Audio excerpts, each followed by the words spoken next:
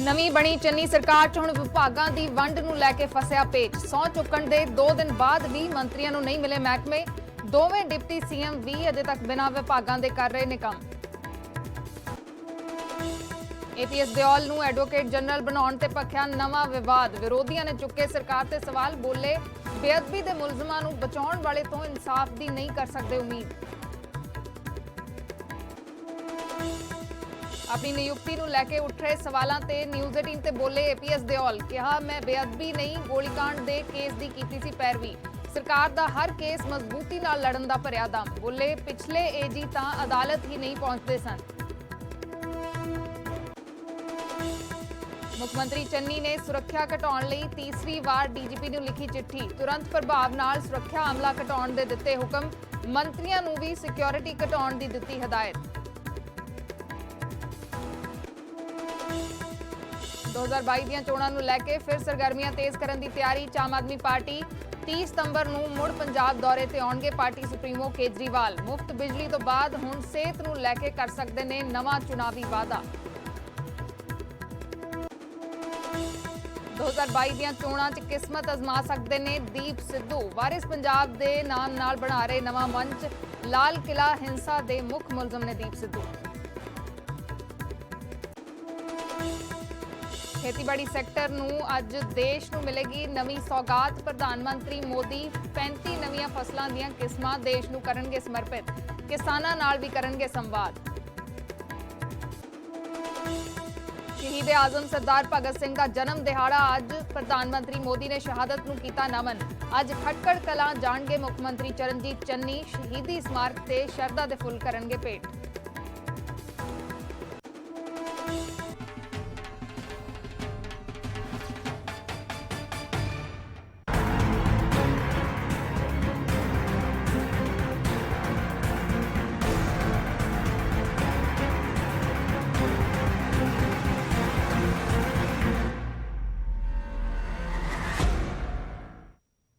सत श्री अकाल। न्यूज़ 18 पंजाब हरियाणा हिमाचल देख रहे दर्शकों का स्वागत। मैं हर्षदीप संधू ते शुरुआत करते हैं वड्डी खबर दे नाल। कैबिनेट नूं लैके अजे भी सस्पेंस बरकरार है। पंजाब कैबिनेट दे विच किस नूं किहड़ा विभाग दिता जाना है उस ते अजे भी पेच फसिया है। नवीं सरकार बन गई है, नवे मुख मंत्री आ गए ने, कैबिनेट भी बन गई है। कैबिनेट दे विच हालांकि विभागां दी वंड अजे भी नहीं हुई। अजे तक नवे मंत्रियां नूं महकमे नहीं वंडे गए। किस कोल किहड़ा डिपार्टमेंट होएगा ये अजे तक साफ नहीं होया। एतवार नूं 15 मंत्रियां ने सौं चुकी सी।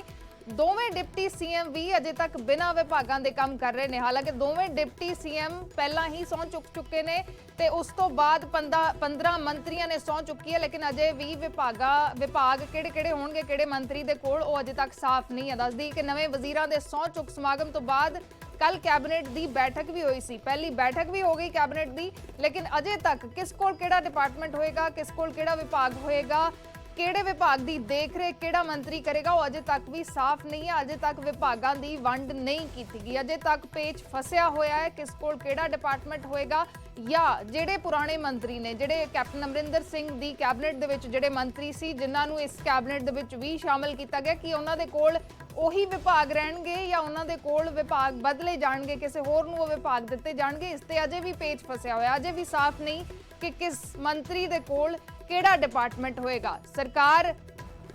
ਸਰਕਾਰ ਦੇ ਵਿੱਚ ਹੁਣ ਨਵੇਂ ਮੁੱਖ ਮੰਤਰੀ ਬਣ ਚੁੱਕੇ ਨੇ। ਨਵੇਂ ਮੁੱਖ ਮੰਤਰੀ ਦੀ ਨਵੀਂ ਕੈਬਨਿਟ ਵੀ ਆ ਚੁੱਕੀ ਹੈ, ਲੇਕਿਨ ਅਜੇ ਤੱਕ ਵਿਭਾਗ ਕਿਹੜੇ ਹੋਣਗੇ ਉਹ ਅਜੇ ਤੱਕ ਸਾਫ਼ ਨਹੀਂ ਹੈ। ਸਾਡੇ ਨਾਲ ਇਸ ਵੇਲੇ ਪੰਕਜ ਕਪਾਈ ਸਾਡੇ ਸਹਿਯੋਗੀ ਲਾਈਵ ਜੁੜੇ ਹੋਏ ਨੇ। ਪੰਕਜ, ਕਿਵੇਂ ਦੇਖੀਏ, ਕਿਉਂਕਿ ਥੋੜਾ ਹੀ ਸਮਾਂ ਬਚਿਆ ਹੈ ਇਲੈਕਸ਼ਨਸ ਦੇ ਵਿੱਚ, ਇਸ ਵਿਚਾਲੇ ਨਵੇਂ ਮੁੱਖ ਮੰਤਰੀ ਆ ਜਾਂਦੇ ਨੇ, ਨਵੀਂ ਕੈਬਨਿਟ ਵੀ ਬਣ ਜਾਂਦੀ ਹੈ, ਤੇ ਉਸ ਤੋਂ ਬਾਅਦ ਅਜੇ ਤੱਕ ਇਹ ਸਾਫ਼ ਨਹੀਂ ਹੋ ਪਾਇਆ ਕਿ ਕਿਹੜਾ ਮੰਤਰੀ ਕਿਹੜਾ ਡਿਪਾਰਟਮੈਂਟ ਦੇਖੇਗਾ। ਕੀ ਇਸ ਦੇ ਨਾਲ ਜਿਹੜੇ ਵਾਅਦੇ ਕੀਤੇ ਗਏ ਨੇ, ਕਿ ਜਿਹੜੇ ਪਹਿਲਾਂ ਵਾਅਦੇ ਕੀਤੇ ਗਏ ਨੇ ਉਹਨਾਂ ਨੂੰ ਅਸੀਂ ਪੂਰੇ ਕਰਾਂਗੇ, ਜਿਹੜੇ ਕੰਮ ਰਹਿੰਦੇ ਨੇ ਉਹ ਪੂਰੇ ਹੋਣਗੇ, ਤਾਂ ਜਿਹੜੀ ਦੇਰੀ ਹੋ ਰਹੀ ਹੈ, ਪਹਿਲਾਂ ਕੈਬਨਿਟ ਦੇ ਵਿੱਚ ਦੇਰੀ ਹੋਈ ਤੇ ਹੁਣ ਵਿਭਾਗਾਂ ਦੀ ਵੰਡ ਦੇ ਵਿੱਚ ਦੇਰੀ ਹੋ ਰਹੀ ਹੈ। देखो 90 दिन तो घट का समा इस वेले सरकार के कोल रह गया, फिर चोन जाब्ता लग जाना वा, और अजिहे च चुनौतियां बहुत सारिया सामने ने। इस वजह करके गृह मंत्रालय किस दे कोल जावे, कि सुखजिंदर रंधावा कोल जाएगा या फिर किस दे कोल जाएगा। खेड मंत्री ਪ੍ਰਗਟ ਸਿੰਘ ਇੱਛਾ ਜ਼ਾਹਰ ਕਰ ਚੁੱਕੇ ਨੇ ਕਿ ਖੇਡ ਮੰਤਰਾਲਾ ਉਹਨਾਂ ਦੇ ਕੋਲ ਦਿੱਤਾ ਜਾਵੇ। ਟਰਾਂਸਪੋਰਟ ਨੂੰ ਲੈ ਕੇ ਰਾਜਾ ਅਮਰਿੰਦਰ ਸਿੰਘ ਵੜਿੰਗ ਜਿਹੜੇ ਨੇ ਉਹ ਇੱਛਾ ਜ਼ਾਹਰ ਕਰ ਚੁੱਕੇ ਨੇ ਕਿ ਜਿਹੜਾ ਵਾ ਟਰਾਂਸਪੋਰਟ ਮਹਿਕਮਾ ਉਹਨਾਂ ਨੂੰ ਦਿੱਤਾ ਜਾਵੇ। ਸਵਸਥ ਮੰਤਰਾਲਾ ਕਿਸ ਦੇ ਕੋਲ ਜਾਏਗਾ ਅਜੇ ਤੱਕ ਲਿਸਟ ਨਹੀਂ ਆ ਪਾਈ ਹੈ, ਲੇਕਿਨ ਦਫ਼ਤਰ ਜਿਹੜੇ ਨੇ ਉਹ ਤਿਆਰ ਹੋ ਚੁੱਕੇ ਨੇ। ਮੈਂ ਇਸ ਵੇਲੇ ਸਚਿਵਾਲੇ ਦੇ 3rd ਫਲੋਰ ਤੇ ਖੜਾ ਹਾਂ ਔਰ ਇੱਥੇ ਦੇਖੋ ਪ੍ਰਗਟ ਸਿੰਘ ਹੋਰਾਂ ਦੀ ਨੇਮ ਪਲੇਟ ਜਿਹੜੀ ਉਹ ਲੱਗ ਚੁੱਕੀ ਹੈ। ਕੈਬਨਿਟ ਮੰਤਰੀ ਅੱਜ 11 ਵਜੇ ਤੋਂ ਬਾਅਦ ਅਹੁਦਾ ਸੰਭਾਲਣਗੇ। ਦਫ਼ਤਰ ਵੀ ਦਿਖਾ ਦਿੰਦੇ ਆ ਪ੍ਰਗਟ ਸਿੰਘ ਹੋਰਾਂ ਦਾ। ਇਹ ਪ੍ਰਗਟ ਸਿੰਘ ਹੋਰਾਂ ਦਾ ਦਫ਼ਤਰ ਜਿਹੜਾ ਵਾ ਪੂਰੀ ਤਰੀਕੇ ਦੇ ਨਾਲ ਤਿਆਰ ਹੈ। ਇੱਥੇ 11 ਵਜੇ ਤੋਂ ਬਾਅਦ ਅਹੁਦਾ ਸੰਭਾਲਦੇ ਹੋਏ ਪ੍ਰਗਟ ਸਿੰਘ ਨਜ਼ਰ ਆਣਗੇ। ਇਸ ਤੋਂ ਇਲਾਵਾ ਰਾਜਕੁਮਾਰ ਵੇਰਕਾ ਵੀ 11:30 ਵਜੇ ਆਪਣਾ ਅਹੁਦਾ ਸੰਭਾਲਦੇ ਹੋਏ ਨਜ਼ਰ ਆਣਗੇ। ਇਸ ਤੋਂ ਇਲਾਵਾ ਜਿਹੜੇ ਨਵੇਂ 7 ਚਿਹਰੇ ਨੇ ਉਹ ਅੱਜ ਆਪਣਾ ਜਿਹੜਾ ਵਾ ਜ਼ਿੰਮੇਵਾਰੀ ਆਪਣਾ ਅਹੁਦਾ ਸੰਭਾਲ ਲੈਣਗੇ, ਲੇਕਿਨ ਅਜੇ ਤੱਕ ਇਹ ਸਾਫ਼ ਨਹੀਂ ਹੋ ਪਾਇਆ ਕਿ ਮੰਤਰਾਲਾ ਕਿਹੜਾ ਹੋਏਗਾ। ਹਾਲਾਂਕਿ ਪ੍ਰਗਟ ਸਿੰਘ ਇੱਛਾ ਜ਼ਰੂਰ ਜ਼ਾਹਰ ਕਰ ਚੁੱਕੇ ਸੀਗੇ ਕਿ ਖੇਡ ਮੰਤਰਾਲਾ ਉਹਨਾਂ ਨੂੰ ਦੇ ਦਿੱਤਾ ਜਾਣਾ ਚਾਹੀਦਾ। ਰਾਜਕੁਮਾਰ ਵੇਰਕਾ ਦਲਿਤ ਆਗੂ ਨੇ, ਵੱਡੇ ਆਗੂ ਨੇ, ਕਿ ਸਾਧੂ ਸਿੰਘ ਧਰਮਸੋਧ ਵਾਲਾ ਮਹਿਕਮਾ ਰਾਜਕੁਮਾਰ ਵੇਰਕਾ ਹੋਰਾਂ ਨੂੰ ਮਿਲੇਗਾ ਔਰ ਸਵਸਥ ਮਹਿਕਮਾ ਜਿਹੜਾ ਬਲਬੀਰ ਸਿੱਧੂ ਹੋਰਾਂ ਦੇ ਕੋਲ ਹੈ। ਜਦੋਂ ਜ਼ਿਕਰ ਹੋ ਰਿਹਾ ਕਿ 3rd ਵੇਵ ਜਿਹੜੀ ਹੈ ਉਹ ਆਏਗੀ ਤਾਂ ਉਹ ਚੁਣੌਤੀ ਕਿਹੜਾ ਮੰਤਰੀ ਜਿਹੜਾ ਉਹ ਸੰਭਾਲੇਗਾ, ਇਹ ਵੀ ਇੱਕ ਵੱਡਾ ਸਵਾਲ ਹੈ। ਸਭ ਤੋਂ ਅਹਿਮ ਮਹਿਕਮਾ ਜਿਹੜਾ ਵਾ ਉਹ ਪਾਵਰ ਮਹਿਕਮਾ ਵੀ ਰਹਿਣ ਵਾਲਾ ਵਾ, ਕਿਉਂਕਿ ਲਗਾਤਾਰ ਨਵਜੋਤ ਸਿੰਘ ਸਿੱਧੂ ਇਸ ਗੱਲ ਦਾ ਜ਼ਿਕਰ ਕਰਦੇ ਆਏ ਨੇ ਕਿ ਪਾਵਰ ਐਗਰੀਮੈਂਟ ਜਿਹੜੇ ਨੇ ਉਹ ਰੱਦ ਕਰ ਦਿੱਤੇ ਜਾਣੇ ਚਾਹੀਦੇ ਨੇ। ਤਾਂ ਪਾਵਰ ਐਗਰੀਮੈਂਟ ਦੀ ਇਹ ਚੁਣੌਤੀ ਕੌਣ ਜਿਹੜਾ ਵਾ ਉਹ ਸਾਹਮਣੇ ਪੇਸ਼ ਕਰੇਗਾ, ਇਹ ਕਾਫੀ ਅਹਿਮ ਰਹਿਣ ਵਾਲਾ ਹੈ। ਕਿਉਂਕਿ ਪਹਿਲੀ ਕੈਬਨਿਟ 'ਚ ਵੀ ਕਿਹਾ ਸੀਗਾ ਕਿ ਬਿਜਲੀ ਸਸਤੀ ਕਿਵੇਂ ਕੀਤੀ ਜਾਵੇ, ਇਸ ਮੁਤਲਕ ਵੀ ਜਿਹੜਾ ਵਾ ਉਹ ਅਧਿਕਾਰੀਆਂ ਨੂੰ ਕਹਿ ਦਿੱਤਾ ਗਿਆ ਸੀਗਾ। ਇੱਥੇ ਸਟਾਫ ਵੀ ਜਿਹੜਾ ਵਾ ਪ੍ਰਗਟ ਸਿੰਘ ਹੋਰਾਂ ਦਾ ਇੱਥੇ ਪਹੁੰਚ ਚੁੱਕਿਆ ਹੈ। ਤਸਵੀਰਾਂ ਦਿਖਾ ਰਹੇ ਹਾਂ ਕਿ ਪੂਰਾ ਸਟਾਫ ਇੱਥੇ ਪਹੁੰਚਿਆ ਹੋਇਆ ਹੈ। ਜਾਣਕਾਰੀ ਮਿਲੀ ਕਦੋਂ ਤੱਕ ਪ੍ਰਗਟ ਸਿੰਘ ਹੋਰੀ ਚਾਰਜ ਸੰਭਾਲਣਗੇ ਮੰਤਰੀ ਦਾ? ਸਰ ਅੱਜ ਸੰਭਾਲੂਗਾ। ਅੱਜ ਸੰਭਾਲਣਗੇ 11:30 ਵਜੇ ਤੱਕ। ਹਾਂਜੀ ਤਾਂ ਇਹ ਸਟਾਫ ਦੇਖੋ ਇਹ ਵੀ ਹੈ, ਹੋਰ ਵੀ, ਕਿਉਂਕਿ 3rd ਫਲੋਰ ਤੇ ਓਪੀ ਸੋਨੀ ਹੋਰਾਂ ਨੂੰ ਵੀ ਦਫ਼ਤਰ ਜਿਹੜਾ ਅਲੋਟ ਕਰ ਦਿੱਤਾ ਗਿਆ। ਲੇਕਿਨ ਇਸ ਵੇਲੇ ਹਰ ਕਿਸੇ ਦੇ ਮਨ ਦੇ ਵਿੱਚ ਇਹੀ ਹੈ ਕਿ ਕਿਹੜਾ ਮੰਤਰਾਲਾ ਕਿਸ ਦੇ ਕੋਲ ਜਾਏਗਾ ਔਰ ਆਖਰ ਇੰਨੀ ਵਜ੍ਹਾ ਦੇਰੀ ਦੀ ਕਿਉਂ ਲੱਗ ਰਹੀ ਹੈ, ਕਿਉਂ ਇੰਨਾ ਲੇਟ ਜਿਹੜਾ ਵਾ ਉਹ ਹੋ ਰਿਹਾ ਵਾ। ਕਿਉਂਕਿ ਮੰਤਰੀ ਤਾਂ ਤਿਆਰ ਨੇ, ਲੇਕਿਨ ਮਹਿਕਮਾ ਕਦੋਂ ਕਿਹੜੇ ਮੰਤਰੀ ਕੋ ਮਿਲੇਗਾ, ਇਹ ਜ਼ਰੂਰ ਇਸ ਵੇਲੇ ਸਵਾਲ ਜਿਹੜਾ ਵਾ ਉਹ ਬਣਿਆ ਹੋਇਆ ਵਾ।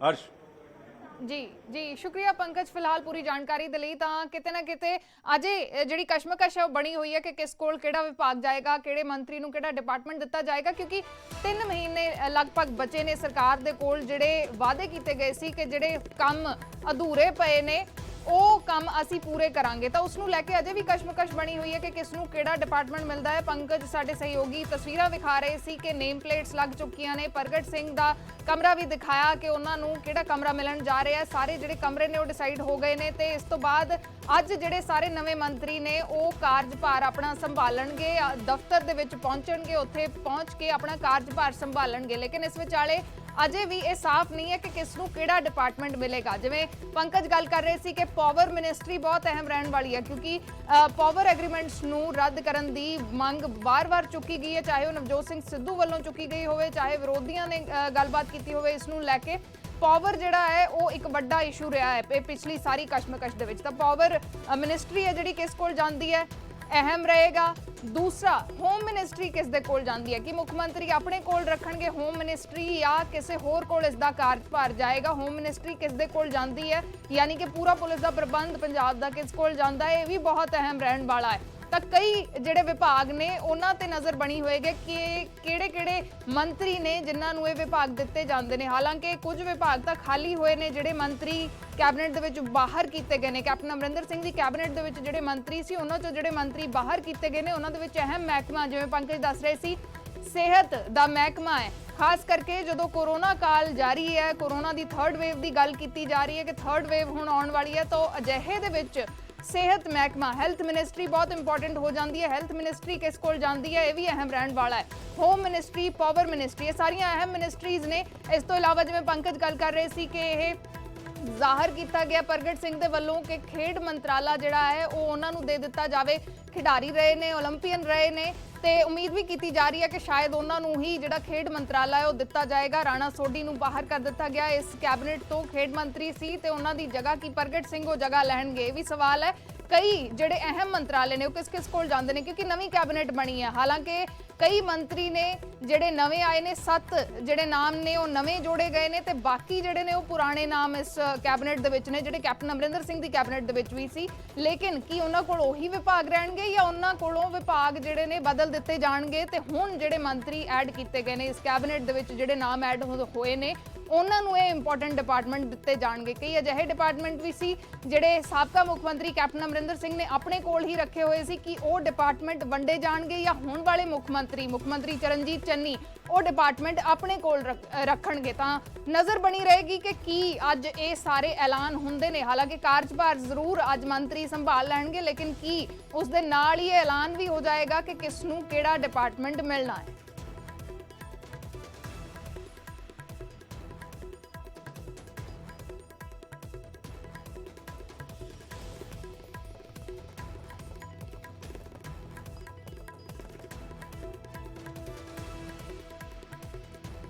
ਤਾਂ ਵਿਭਾਗਾਂ ਦੀ ਵੰਡ ਤੇ ਅਜੇ ਵੀ ਪੇਚ ਫਸਿਆ ਹੋਇਆ ਹੈ। ਇੱਕ ਪਾਸੇ ਕੈਬਨਿਟ ਨਵੀਂ ਬਣ ਗਈ, ਹਾਲਾਂਕਿ ਪਹਿਲਾਂ ਕੈਬਨਿਟ ਨੂੰ ਲੈ ਕੇ ਕਸ਼ਮਕਸ਼ ਸੀ ਕਿ ਕਿਹੜੇ ਮੰਤਰੀ ਸ਼ਾਮਲ ਹੋਣਗੇ। ਇੰਨੀ ਦੇਰੀ ਕਿਉਂ ਹੋ ਰਹੀ ਹੈ ਜਦੋਂ ਸਰਕਾਰ ਦੇ ਕੋਲ ਸਮਾਂ ਹੀ ਨਹੀਂ ਬਚਿਆ, ਇਲੈਕਸ਼ਨ ਸਿਰ ਤੇ ਨੇ। ਤਾਂ ਹੁਣ ਕੈਬਨਿਟ ਬਣ ਗਈ ਹੈ, ਸਹੁੰ ਵੀ ਚੁੱਕ ਲਈ ਗਈ ਹੈ, ਲੇਕਿਨ ਅਜੇ ਤੱਕ ਵਿਭਾਗ ਨਹੀਂ ਵੰਡੇ ਗਏ। ਕੱਲ ਪਹਿਲੀ ਮੀਟਿੰਗ ਵੀ ਹੋ ਚੁੱਕੀ ਹੈ, ਲੇਕਿਨ ਅਜੇ ਤੱਕ ਸਾਫ਼ ਨਹੀਂ ਕਿ ਕਿਸ ਨੂੰ ਕਿਹੜਾ ਮਹਿਕਮਾ ਦਿੱਤਾ ਜਾਣਾ ਹੈ।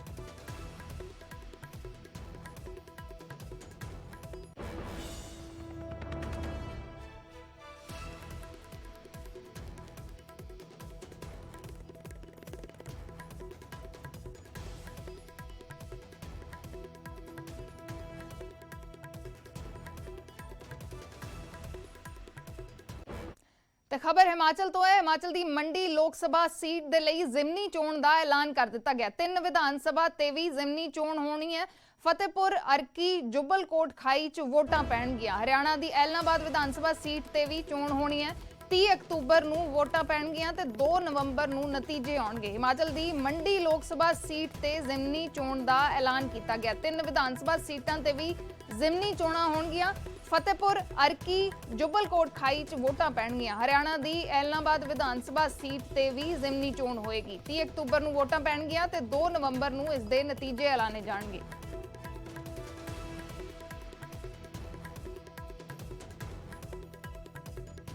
ਤੇ ਇਸੇ ਖਬਰ ਤੇ ਹੋਰ ਜਾਣਕਾਰੀ ਦੇ ਲਈ ਸਾਡੇ ਸਹਿਯੋਗੀ ਰੋਹਿਤ ਬੰਸਲ ਜੁੜੇ ਹੋਏ ਨੇ। ਰੋਹਿਤ, ਕੀ ਕੁਝ ਜਾਣਕਾਰੀ ਹੈ? ਜੀ ਬਿਲਕੁਲ ਅਰਸ਼ੀ, ਜੇਕਰ ਗੱਲ ਕਰੀ ਜਾਵੇ ਤਾਂ ਹਿਮਾਚਲ ਦੀ ਮੰਡੀ ਸੀਟ ਜਿੱਥੋਂ ਰਾਮ ਸਰੂਪ ਸੰਸਦ ਮੈਂਬਰ ਸੀਗੇ ਹਿਮਾਚਲ ਦੇ, ਤਾਂ ਉਹਨਾਂ ਦੇ ਪਿਛਲੇ ਦਿਨਾਂ ਦੇ ਵਿੱਚ ਜਦੋਂ ਮੌਤ ਹੋ ਜਾਂਦੀ ਸੀ ਤਾਂ ਉਸ ਤੋਂ ਬਾਅਦ ਇਹ ਸੀਟ ਖਾਲੀ ਕਰ ਦਿੱਤੀ ਗਈ ਸੀ। ਲੇਕਿਨ ਉਸ ਤੋਂ ਇਲਾਵਾ ਹਰਿਆਣੇ ਦੀ ਇੱਕ ਐਲਨਾਬਾਦ ਸੀਟ ਜਦੋਂ ਅਬੇ ਚੌਟਾਲਾ ਦੇ ਵੱਲੋਂ ਅਸਤੀਫਾ ਦਿੱਤਾ ਗਿਆ ਸੀਗਾ ਕਿ ਤਿੰਨੇ ਖੇਤੀ ਕਾਨੂੰਨਾਂ ਦੇ ਖਿਲਾਫ ਉਹਨਾਂ ਦੇ ਵੱਲੋਂ ਅਸਤੀਫਾ ਦਿੱਤਾ ਜਾਂਦਾ, ਤਾਂ ਉਸ ਤੋਂ ਬਾਅਦ ਇਹ ਸੀਟ ਖਾਲੀ ਚੱਲ ਰਹੀ ਸੀ। ਇਸ ਤੋਂ ਇਲਾਵਾ ਹਿਮਾਚਲ ਦੀਆਂ ਹੋਰ 3 ਸੀਟਾਂ ਫਤਿਹਪੁਰ, ਅਰਕੀ ਔਰ ਜੁਬਲਪੁਰ ਕੋਟਪਾਈ, ਜਿਹੜੀ ਇਹ 3 ਸੀਟਾਂ ਆਈਆਂ, ਇਹ 3 ਸੀਟਾਂ ਵੀ ਵਿਧਾਨ ਸਭਾ ਦੀਆਂ ਖਾਲੀ ਚੱਲ ਰਹੀਆਂ ਸੀ। ਤਾਂ ਇਹਨਾਂ ਤੇ ਇੱਕੋ ਦਿਨ ਇਲੈਕਸ਼ਨ ਕਰਵਾਇਆ ਜਾਏਗਾ।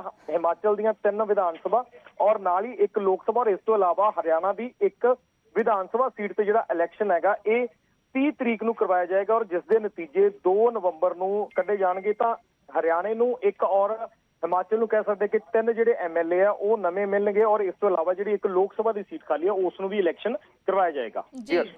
ਜੀ ਸ਼ੁਕਰੀਆ ਰੋਹਿਤ ਪੂਰੀ ਜਾਣਕਾਰੀ ਦੇ ਲਈ। ਤਾਂ ਹਿਮਾਚਲ ਦੇ ਵਿੱਚ ਮੰਡੀ ਲੋਕ ਸਭਾ ਸੀਟ ਤੇ ਜ਼ਿਮਨੀ ਚੋਣ ਹੋਣੀ ਹੈ। 3 ਵਿਧਾਨ ਸਭਾ ਸੀਟਾਂ ਤੇ ਵੀ ਜ਼ਿਮਨੀ ਚੋਣਾਂ ਹੋਣਗੀਆਂ। 30 ਅਕਤੂਬਰ ਨੂੰ ਵੋਟਾਂ ਪੈਣਗੀਆਂ ਤੇ 2 ਨਵੰਬਰ ਨੂੰ ਨਤੀਜੇ ਐਲਾਨੇ ਜਾਣਗੇ। ਹਰਿਆਣਾ 'ਚ ਵੀ ਐਲਨਾਬਾਦ ਸੀਟ ਦੇ ਉੱਤੇ ਜ਼ਿਮਨੀ ਚੋਣ ਹੋਣੀ।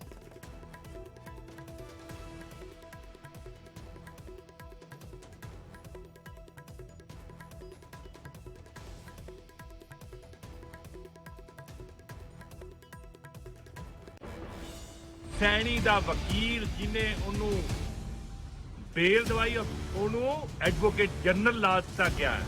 ਇਹ ਜਿਹੜੇ ਕੇਸ ਮੈਂ ਸੈਕਟਰੀ ਦੇ ਕੇਸ ਨਹੀਂ ਕਦੇ ਗਵਰਨਮੈਂਟ ਦੇ ਖਿਲਾਫ ਹੋਇਆ। ਤੇ ਹੁਣ ਗੱਲ ਕਰਦੇ ਹਾਂ ਅੱਜ ਦੀ ਸਭ ਤੋਂ ਵੱਡੀ ਖਬਰ ਦੀ। ਏਪੀਐਸ ਦਿਓਲ ਨੂੰ ਏਜੀ ਲਾਇਆ ਗਿਆ ਤੇ ਏਜੀ ਲਾਉਣ ਤੇ ਵਿਵਾਦ ਛਿੜ ਗਿਆ ਕਿਉਂਕਿ ਏਪੀਐਸ ਦਿਓਲ ਉਹ ਵਕੀਲ ਨੇ ਜਿਨ੍ਹਾਂ ਨੇ ਸੁਮੇਧ ਸਿੰਘ ਸੈਣੀ ਨੂੰ ਬਲੈਂਕਟ ਬੇਲ ਦਵਾਈ ਹੈ 2022 ਦੀਆਂ ਚੋਣਾਂ ਤੱਕ। ਉਹ ਵਕੀਲ ਨੇ ਜਿਨ੍ਹਾਂ ਨੂੰ ਹੁਣ ਏਜੀ ਲਗਾ ਦਿੱਤਾ ਗਿਆ। ਪੰਜਾਬ ਸਰਕਾਰ ਦੇ ਵੱਲੋਂ ਐਡਵੋਕੇਟ ਜਨਰਲ ਲਾਇਆ ਗਿਆ ਤੇ ਵਿਰੋਧੀਆਂ ਨੇ ਸਰਕਾਰ ਦੇ ਇਸ ਫੈਸਲੇ ਤੇ ਸਵਾਲ ਚੁੱਕੇ ਨੇ।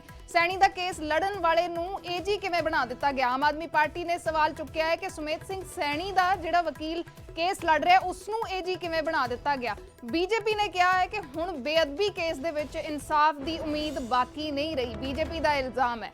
ਦੱਸ ਦਈਏ ਕਿ ਵਿਰੋਧੀ ਇਹ ਸਵਾਲ ਇਸ ਲਈ ਚੁੱਕ ਰਹੇ ਨੇ ਕਿਉਂਕਿ ਏਪੀਐਸ ਦਿਓਲ ਨੇ ਸਾਬਕਾ ਡੀਜੀਪੀ ਸੁਮੇਧ ਸੈਣੀ ਦੇ ਆਮਦਨ ਤੋਂ ਵੱਧ ਜਾਇਦਾਦ ਦੇ ਮਾਮਲੇ ਦੇ ਕੇਸ 'ਚ ਉਹਨਾਂ ਦੀ ਪੈਰਵੀ ਕੀਤੀ ਸੀ। ਇਸ ਤੋਂ ਇਲਾਵਾ ਉਹਨਾਂ ਨੇ ਮੁਅੱਤਲ ਆਈਜੀ ਉਮਰਾ ਨੰਗਲ ਦਾ ਵੀ ਕੇਸ ਲੜਿਆ ਸੀ ਤੇ ਜਿਹੜੀ ਪਿਛਲੇ ਦਿਨਾਂ ਦੇ ਵਿੱਚ ਜਿਹੜੀ ਸਭ ਤੋਂ ਵੱਡਾ ਜਿਹੜਾ ਕੇਸ ਦੇਖਣ ਨੂੰ ਮਿਲਿਆ ਸੀ ਸੁਮੇਧ ਸਿੰਘ ਸੈਣੀ ਦੇ ਮਾਮਲੇ ਦੇ ਵਿੱਚ, ਤੇ ਬਲੈਂਕਟ ਬੇਲ ਹਾਈ ਕੋਰਟ ਤੋਂ ਮਿਲੀ ਸੀ।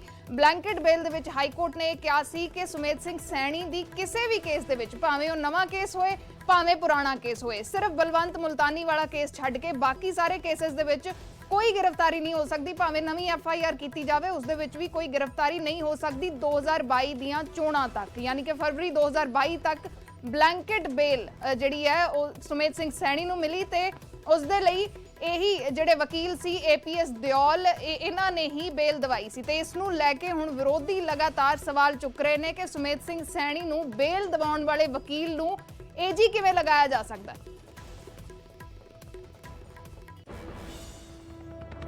ਨਵਾਂ ਹੀ ਸ਼ਗੂਫਾ ਕਰਤਾ ਜਿਹੜਾ ਕਿ ਕਾਨੂੰਨਨ ਵੀ ਠੀਕ ਨਹੀਂ ਹੈ, ਜਿੱਥੇ ਕਨਫਲਿਕਟ ਆਫ ਇੰਟਰਸਟ ਦੀ ਗੱਲ ਵੀ ਬਣਦੀ ਹੈ। ਸੁਮੇਧ ਸੈਣੀ ਦਾ ਵਕੀਲ ਜਿਹਨੇ ਉਹਨੂੰ ਬੇਲ ਦਵਾਈ, ਉਹਨੂੰ ਐਡਵੋਕੇਟ ਜਨਰਲ ਲਾ ਦਿੱਤਾ ਗਿਆ ਹੈ।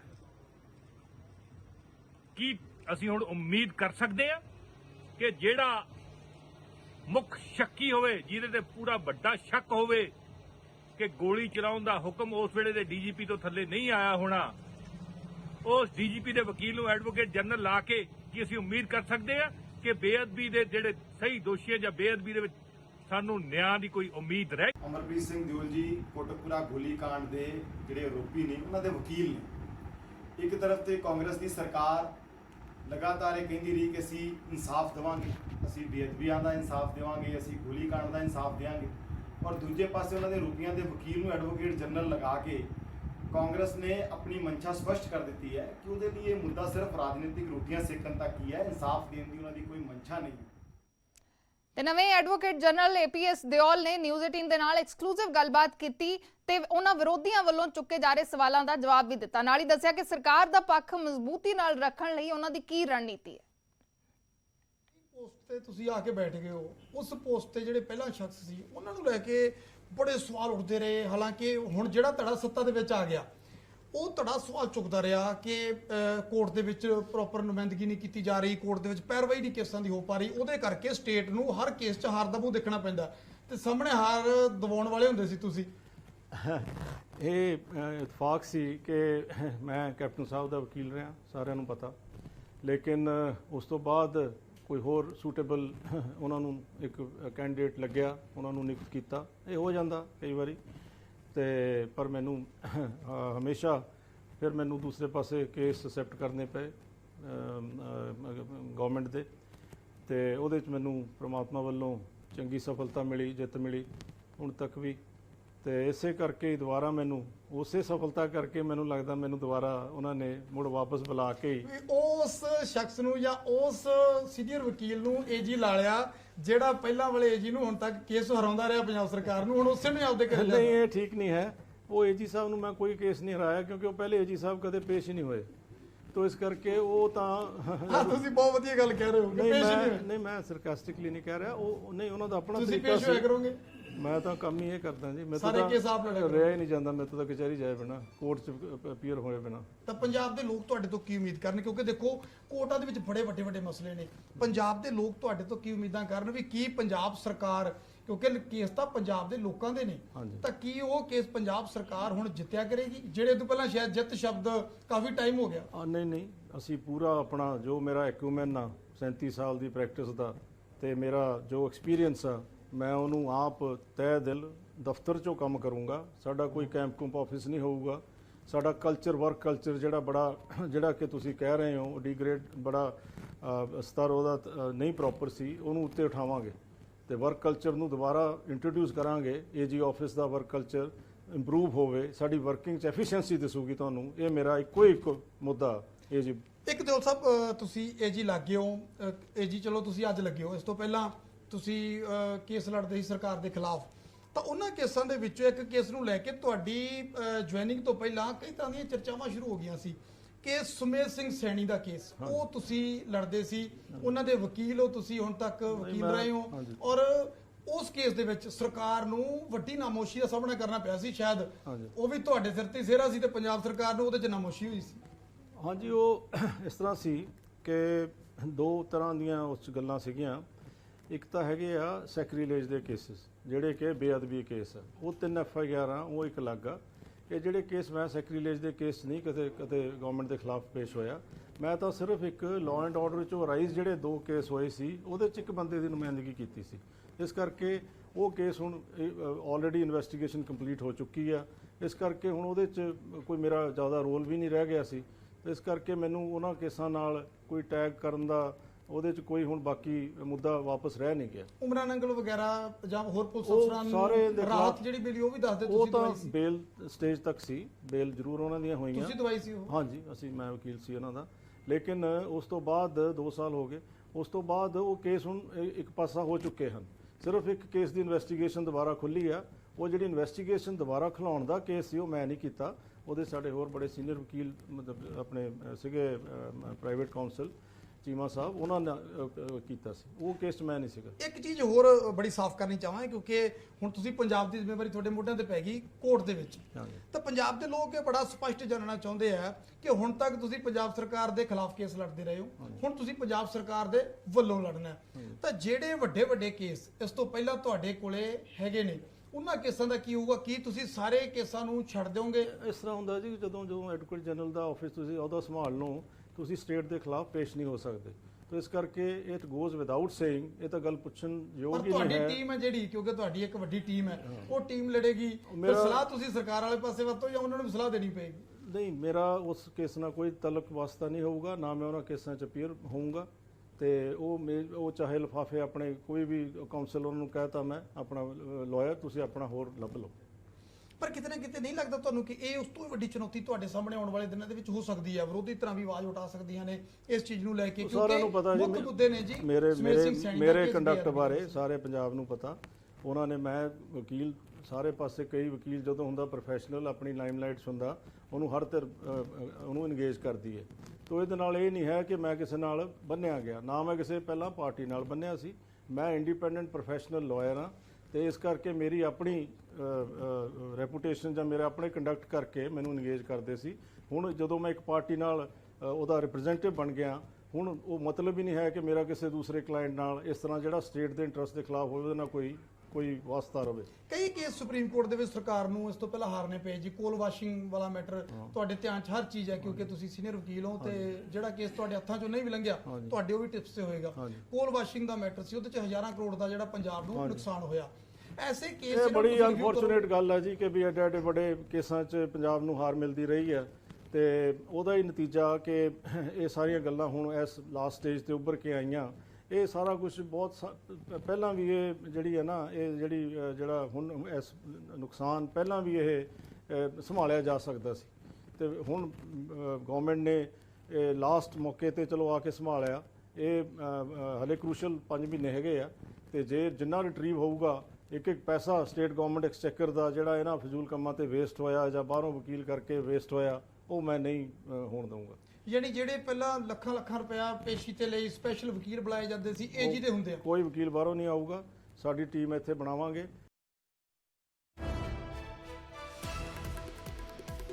ਤਾਂ ਏਪੀਐਸ ਦਿਓਲ ਦੇ ਵੱਲੋਂ ਏਪੀਐਸ ਦਿਓਲ ਨੂੰ ਏਜੀ ਬਣਾਇਆ ਗਿਆ ਤੇ ਉਸ ਤੇ ਵਿਵਾਦ ਛਿੜਿਆ, ਤੇ ਏਪੀਐਸ ਦਿਓਲ ਨੇ ਇਸ ਪੂਰੇ ਮਸਲੇ ਤੇ ਵਿਰੋਧੀਆਂ ਦੇ ਵੱਲੋਂ ਜਿਹੜੇ ਸਵਾਲ ਚੁੱਕੇ ਗਏ ਨੇ ਉਸ ਤੇ ਜਵਾਬ ਦਿੱਤਾ ਹੈ। ਇੱਕ ਤਾਂ ਉਹਨਾਂ ਨੇ ਇਹ ਵੀ ਕਿਹਾ ਕਿ ਹੁਣ ਉਹ ਸੁਮੇਧ ਸਿੰਘ ਸੈਣੀ ਦੇ ਜਾਂ ਹੋਰਾਂ ਦੇ ਵਕੀਲ ਨਹੀਂ ਰਹਿਣਗੇ, ਕਿਉਂਕਿ ਹੁਣ ਉਹ ਏਜੀ ਬਣ ਗਏ ਨੇ, ਯਾਨੀ ਕਿ ਪੰਜਾਬ ਗਵਰਨਮੈਂਟ ਦੇ ਐਡਵੋਕੇਟ ਜਨਰਲ ਬਣ ਗਏ ਨੇ, ਇਸ ਲਈ ਉਹਨਾਂ ਕੇਸਿਸ ਦੇ ਵਿੱਚ ਅਪੀਅਰ ਨਹੀਂ ਹੋਣਗੇ। ਦੂਸਰਾ ਕਿ ਉਹ ਕੇਸਿਸ ਜਿਹੜੇ ਹੋਣਗੇ ਉਹਨਾਂ ਦੇ ਵਿੱਚ ਅਗਰ ਉਹ ਰਿਲੇਟਡ ਕੇਸ ਵੀ ਹੈ ਤਾਂ ਉਸ ਦੇ ਲਈ ਉਹ ਕੋਈ ਹੋਰ ਕਾਉਂਸਲ ਯਾਨੀ ਕਿ ਕੋਈ ਹੋਰ ਵਕੀਲ ਅਪਾਇੰਟ ਕਰਨਗੇ ਤੇ ਖੁਦ ਉਹਨਾਂ ਕੇਸਿਸ ਦੇ ਵਿੱਚ ਅਪੀਅਰ ਨਹੀਂ ਹੋਣਗੇ, ਕਿਉਂਕਿ ਕਨਫਲਿਕਟ ਆਫ ਇੰਟਰਸਟ ਦੀ ਜਿਹੜੀ ਗੱਲ ਜਾਂ ਜਿਹੜੇ ਸਵਾਲ ਚੁੱਕੇ ਜਾ ਰਹੇ ਨੇ ਉਸ ਨੂੰ ਲੈ ਕੇ ਜਵਾਬ ਦਿੱਤਾ ਗਿਆ। ਤੀਸਰਾ ਕਿ ਜਿਹੜੇ ਕੇਸਿਸ ਸੀਗੇ ਉਹਨਾਂ ਨੇ ਕੇਸਿਸ ਦੇ ਬਾਰੇ ਵੀ ਸਾਫ਼ ਕੀਤਾ ਕਿ ਕਿਹੜੇ-ਕਿਹੜੇ ਕੇਸ ਦੇ ਵਿੱਚ ਉਹ ਅਪੀਅਰ ਹੋਏ ਨੇ, ਜਾਂ ਉਹ ਕਿਉਂਕਿ ਸਰਕਾਰ ਦੇ ਉਸ ਵੇਲੇ ਐਡਵੋਕੇਟ ਜਨਰਲ ਨਹੀਂ ਸੀਗੇ ਤਾਂ ਉਹ ਇਸ ਕਰਕੇ ਇਹਨਾਂ ਕੇਸਿਸ ਦੇ ਵਿੱਚ ਅਪੀਅਰ ਹੋਏ ਸੀ। ਤਾਂ ਉਹਨਾਂ ਸਾਰੀਆਂ ਗੱਲਾਂ ਤੇ ਏਪੀਐਸ ਦਿਓਲ ਜਵਾਬ ਦਿੰਦੇ ਦਿੰਦੇ ਨਜ਼ਰ ਆਏ ਨੇ ਤੇ ਖਾਸ ਕਰਕੇ ਇੱਕ ਟਿੱਪਣੀ ਜਿਹੜੀ ਅਤੁਲ ਨੰਦਾ ਜਿਹੜੇ ਪਹਿਲਾਂ ਐਡਵੋਕੇਟ ਜਨਰਲ ਸੀ ਉਹਨਾਂ ਦੇ ਉੱਤੇ ਵੀ ਕੀਤੀ ਕਿ ਉਹ ਖੁਦ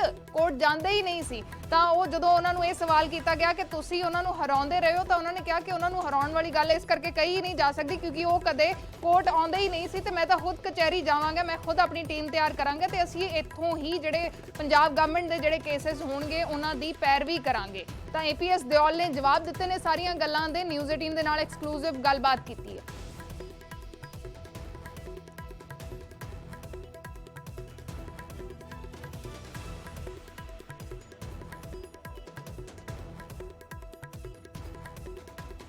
ਏਪੀਐਸ ਦਿਓਲ ਨੂੰ ਪੰਜਾਬ ਸਰਕਾਰ ਦਾ ਐਡਵੋਕੇਟ ਜਨਰਲ ਲਗਾਇਆ ਗਿਆ ਜਿਸ ਨੂੰ ਲੈ ਕੇ ਲਗਾਤਾਰ ਹੁਣ ਵਿਵਾਦ ਛਿੜ ਗਿਆ। ਜਦੋਂ ਉਹਨਾਂ ਦਾ ਨਾਮ ਕੰਸੀਡਰ ਕੀਤਾ ਜਾ ਰਿਹਾ ਸੀ ਉਦੋਂ ਵੀ ਵਿਵਾਦ ਛਿੜ ਗਿਆ ਸੀ, ਲੇਕਿਨ ਹੁਣ ਤਾਂ ਨਿਯੁਕਤੀ ਹੋ ਚੁੱਕੀ ਹੈ ਜਿਸ ਨੂੰ ਲੈ ਕੇ ਵਿਰੋਧੀ ਧਿਰਾਂ ਨੇ ਸਵਾਲ ਚੁੱਕਣੇ ਸ਼ੁਰੂ ਕਰ ਦਿੱਤੇ ਨੇ। ਆਮ ਆਦਮੀ ਪਾਰਟੀ ਬੀਜੇਪੀ ਦੇ ਵੱਲੋਂ ਸਵਾਲ ਚੁੱਕੇ ਗਏ ਨੇ ਕਿ ਸੁਮੇਧ ਸਿੰਘ ਸੈਣੀ ਦੇ ਵਕੀਲ ਨੂੰ ਜਿਸ ਨੇ ਸੁਮੇਧ ਸਿੰਘ ਸੈਣੀ ਨੂੰ ਹਾਈ ਕੋਰਟ ਤੋਂ ਬਲੈਂਕਟ ਬੇਲ ਲੈ ਕੇ ਦਿੱਤਾ ਹੋਏ ਉਸ ਨੂੰ ਐਡਵੋਕੇਟ ਜਨਰਲ ਕਿਵੇਂ ਲਾਇਆ ਜਾ ਸਕਦਾ ਹੈ, ਜਦਕਿ ਖਾਸ ਕਰਕੇ ਬੇਅਦਬੀ ਦੇ ਮੁੱਦੇ ਤੇ ਹੀ ਇਸ ਜਿਹੜਾ ਸਾਰਾ ਪੰਜਾਬ ਕਾਂਗਰਸ ਦਾ ਪਿਛਲਾ ਵਿਵਾਦ ਦੇਖਣ ਨੂੰ ਮਿਲਿਆ ਜਿਸ ਕਰਕੇ ਕਈ ਹੋਰ ਮੁੱਦੇ ਵੀ ਸੀ ਲੇਕਿਨ ਬੇਅਦਬੀ ਦਾ ਮੁੱਦਾ ਸਭ ਤੋਂ ਵੱਡਾ ਸੀ ਜਿਸ ਕਰਕੇ ਕੈਪਟਨ ਅਮਰਿੰਦਰ ਸਿੰਘ ਨੂੰ ਅਸਤੀਫਾ ਤੱਕ ਦੇਣਾ ਪਿਆ। ਜਿਹੜਾ ਸਾਰਾ ਕਲੇਸ਼ ਹੋਇਆ ਉਸ ਤੋਂ ਬਾਅਦ ਨਵੇਂ ਮੁੱਖ ਮੰਤਰੀ ਬਣਦੇ ਨੇ, ਨਵੀਂ ਕੈਬਨਿਟ ਬਣਦੀ ਹੈ, ਕਿਹਾ ਗਿਆ ਕਿ ਬੇਅਦਬੀ ਦੇ ਕੇਸਸ ਦੇ ਵਿੱਚ ਇਨਸਾਫ ਹੋਏਗਾ। ਤਾਂ ਉਹ ਸਾਰੇ ਮੁੱਦੇ ਨੂੰ ਲੈ ਕੇ ਹੁਣ ਵਿਰੋਧੀ ਸਵਾਲ ਚੁੱਕ ਰਹੇ ਨੇ ਕਿ ਇੰਨਾ ਵੱਡਾ ਫੈਸਲਾ ਜਿਹੜਾ ਲਿਆ ਗਿਆ ਹੈ, ਨਵਾਂ ਐਡਵੋਕੇਟ ਜਨਰਲ ਅਪਾਇੰਟ ਕੀਤਾ ਗਿਆ ਤੇ ਉਹ ਵੀ ਉਸ ਸ਼ਖਸ ਨੂੰ ਅਪਾਇੰਟ ਕੀਤਾ ਗਿਆ ਜਿਹੜਾ ਕਿ ਸੁਮੇਧ ਸਿੰਘ ਸੈਣੀ ਦਾ ਵਕੀਲ ਹੈ ਤੇ ਜਿਸ ਨੇ ਸੁਮੇਧ ਸਿੰਘ ਸੈਣੀ ਨੂੰ ਹਾਈ ਕੋਰਟ ਤੋਂ ਬਲੈਂਕਟ ਬੇਲ ਲੈ ਕੇ ਦਿੱਤੀ ਹੈ। ਬਲੈਂਕਟ ਬੇਲ 2022 ਦੀਆਂ ਚੋਣਾਂ ਤੱਕ ਬਲੈਂਕਟ ਬੇਲ ਹੈ। ਕੋਈ ਵੀ ਅਗਰ ਨਵੀਂ ਐਫਆਈਆਰ ਵੀ ਹੁੰਦੀ ਹੈ ਤਾਂ ਉਸ ਦੇ ਵਿੱਚ ਵੀ ਸੁਮੇਧ ਸਿੰਘ ਸੈਣੀ ਦੀ ਗ੍ਰਿਫਤਾਰੀ ਨਹੀਂ ਹੋ ਸਕਦੀ ਹੈ। ਹਾਈ ਕੋਰਟ ਦੇ ਆਰਡਰ ਨੇ ਤੇ ਸਿਰਫ ਇੱਕ ਕੇਸ ਜਿਹੜਾ Balwant Multani case supreme court ਦੇ ਵਿੱਚ ਚੱਲ ਰਿਹਾ ਉਸ ਨੂੰ ਛੱਡ ਕੇ ਬਾਕੀ ਕਿਸੇ ਵੀ ਕੇਸ ਦੇ ਵਿੱਚ ਸੁਮੇਧ ਸਿੰਘ ਸੈਣੀ ਦੀ ਗ੍ਰਿਫਤਾਰੀ ਨਹੀਂ ਹੋ ਸਕਦੀ। ਤੇ ਜਿਹੜੇ ਵਕੀਲ ਨੇ ਇਹ ਰਿਲੀਜ਼ ਇਹ ਬਲੈਂਕਟ ਬੈਨ ਲੈ ਕੇ ਦਿੱਤਾ ਹੈ ਉਸ ਨੂੰ ਹੁਣ ਪੰਜਾਬ ਸਰਕਾਰ ਨੇ ਏਜੀ ਲਾਇਆ ਹੈ। ਇਸ ਨੂੰ ਲੈ ਕੇ ਵਿਰੋਧੀ ਹੁਣ ਲਗਾਤਾਰ ਸਵਾਲ ਚੁੱਕ ਰਹੇ ਨੇ।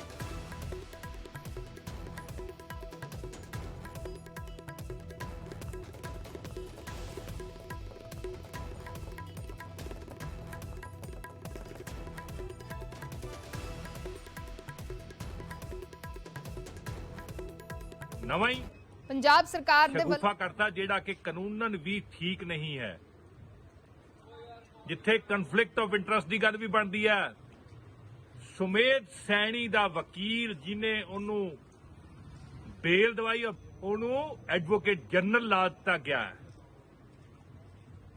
ਕੀ ਅਸੀਂ ਹੁਣ ਉਮੀਦ ਕਰ ਸਕਦੇ ਹਾਂ ਕਿ ਜਿਹੜਾ ਮੁੱਖ ਸ਼ੱਕੀ ਹੋਵੇ ਜਿਹਦੇ ਤੇ ਪੂਰਾ ਵੱਡਾ ਸ਼ੱਕ ਹੋਵੇ ਕਿ ਗੋਲੀ ਚਲਾਉਣ ਦਾ ਹੁਕਮ ਉਸ ਵੇਲੇ ਦੇ ਡੀਜੀਪੀ ਤੋਂ ਥੱਲੇ ਨਹੀਂ ਆਇਆ ਹੋਣਾ, ਉਸ ਡੀਜੀਪੀ ਦੇ ਵਕੀਲ ਨੂੰ ਐਡਵੋਕੇਟ ਜਨਰਲ ਲਾ ਕੇ ਕੀ ਅਸੀਂ ਉਮੀਦ ਕਰ ਸਕਦੇ ਹਾਂ ਕਿ ਬੇਅਦਬੀ ਦੇ ਜਿਹੜੇ ਸਹੀ ਦੋਸ਼ੀ ਹੈ ਜਾਂ ਬੇਅਦਬੀ ਦੇ ਵਿੱਚ ਸਾਨੂੰ ਨਿਆਂ ਦੀ ਕੋਈ ਉਮੀਦ ਰਹਿ ਗਈ ਹੈ?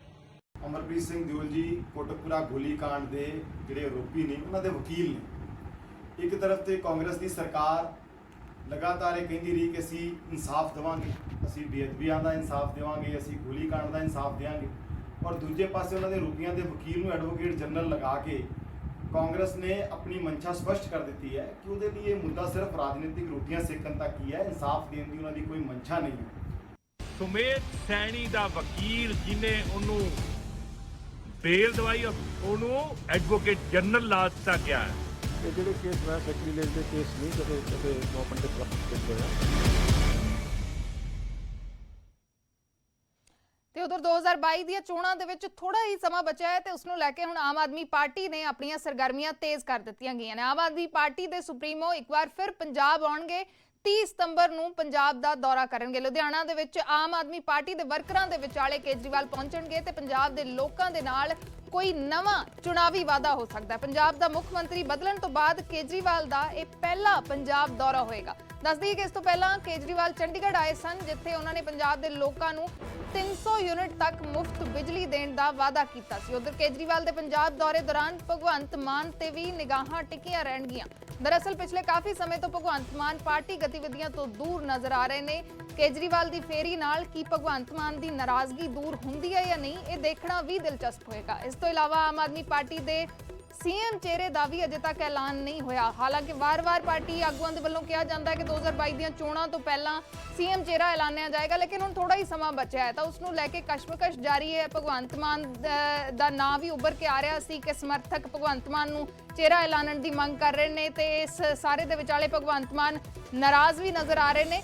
ਪਾਰਟੀ ਅੰਦਰੋਂ ਭਗਵੰਤ ਮਾਨ ਨੂੰ ਸੀਐਮ ਚਿਹਰਾ ਬਣਾਉਣ ਦੀਆਂ ਮੰਗਾਂ ਉੱਠ ਰਹੀਆਂ ਨੇ। ਕਈ ਵਿਧਾਇਕ ਵੀ ਇਹ ਮੰਗ ਕਰ ਚੁੱਕੇ ਨੇ ਤਾਂ ਕੁੱਲ ਮਿਲਾ ਕੇ ਕੇਜਰੀਵਾਲ ਦੀ ਇਹ ਫੇਰੀ ਕਾਫੀ ਅਹਿਮ ਮੰਨੀ ਜਾ ਰਹੀ ਹੈ। ਤੇ ਇਸੇ ਖਬਰ ਤੇ ਹੋਰ ਜਾਣਕਾਰੀ ਦੇ ਲਈ ਸਾਡੇ ਸਹਿਯੋਗੀ ਰੋਹਿਤ ਬੰਸਲ ਲਾਈਵ ਜੁੜੇ ਹੋਏ ਨੇ। ਰੋਹਿਤ, ਕਿਵੇਂ ਸਮਝਿਆ ਜਾਵੇ? ਪਹਿਲੀ ਗੱਲ ਤਾਂ ਇਹ ਕਿ ਹੁਣ ਮੁੱਖ ਮੰਤਰੀ ਬਦਲ ਗਿਆ ਪੰਜਾਬ ਦੇ ਵਿੱਚ, ਚਰਨਜੀਤ ਚੰਨੀ ਮੁੱਖ ਮੰਤਰੀ ਬਣੇ ਨੇ, ਉਸ ਤੋਂ ਬਾਅਦ ਇਹ ਪਹਿਲਾ ਦੌਰਾ ਅਹਿਮ ਰਹਿਣ ਵਾਲਾ ਹੈ। ਦੂਸਰਾ, ਚੋਣਾਂ ਬਿਲਕੁਲ ਨੇੜੇ ਨੇ, ਸੀਐਮ ਚਿਹਰਾ ਅਜੇ ਤੱਕ ਆਮ ਆਦਮੀ ਪਾਰਟੀ ਨੇ ਨਹੀਂ ਐਲਾਨਿਆ। ਇਸ ਸਾਰੇ ਦੇ ਵਿਚਾਲੇ ਭਗਵੰਤ ਮਾਨ ਵੀ ਨਾਰਾਜ਼ ਨਜ਼ਰ ਆ ਰਹੇ ਨੇ। ਕਿਵੇਂ ਦੇਖਿਆ ਜਾਵੇ ਇਸ ਦੌਰੇ ਨੂੰ?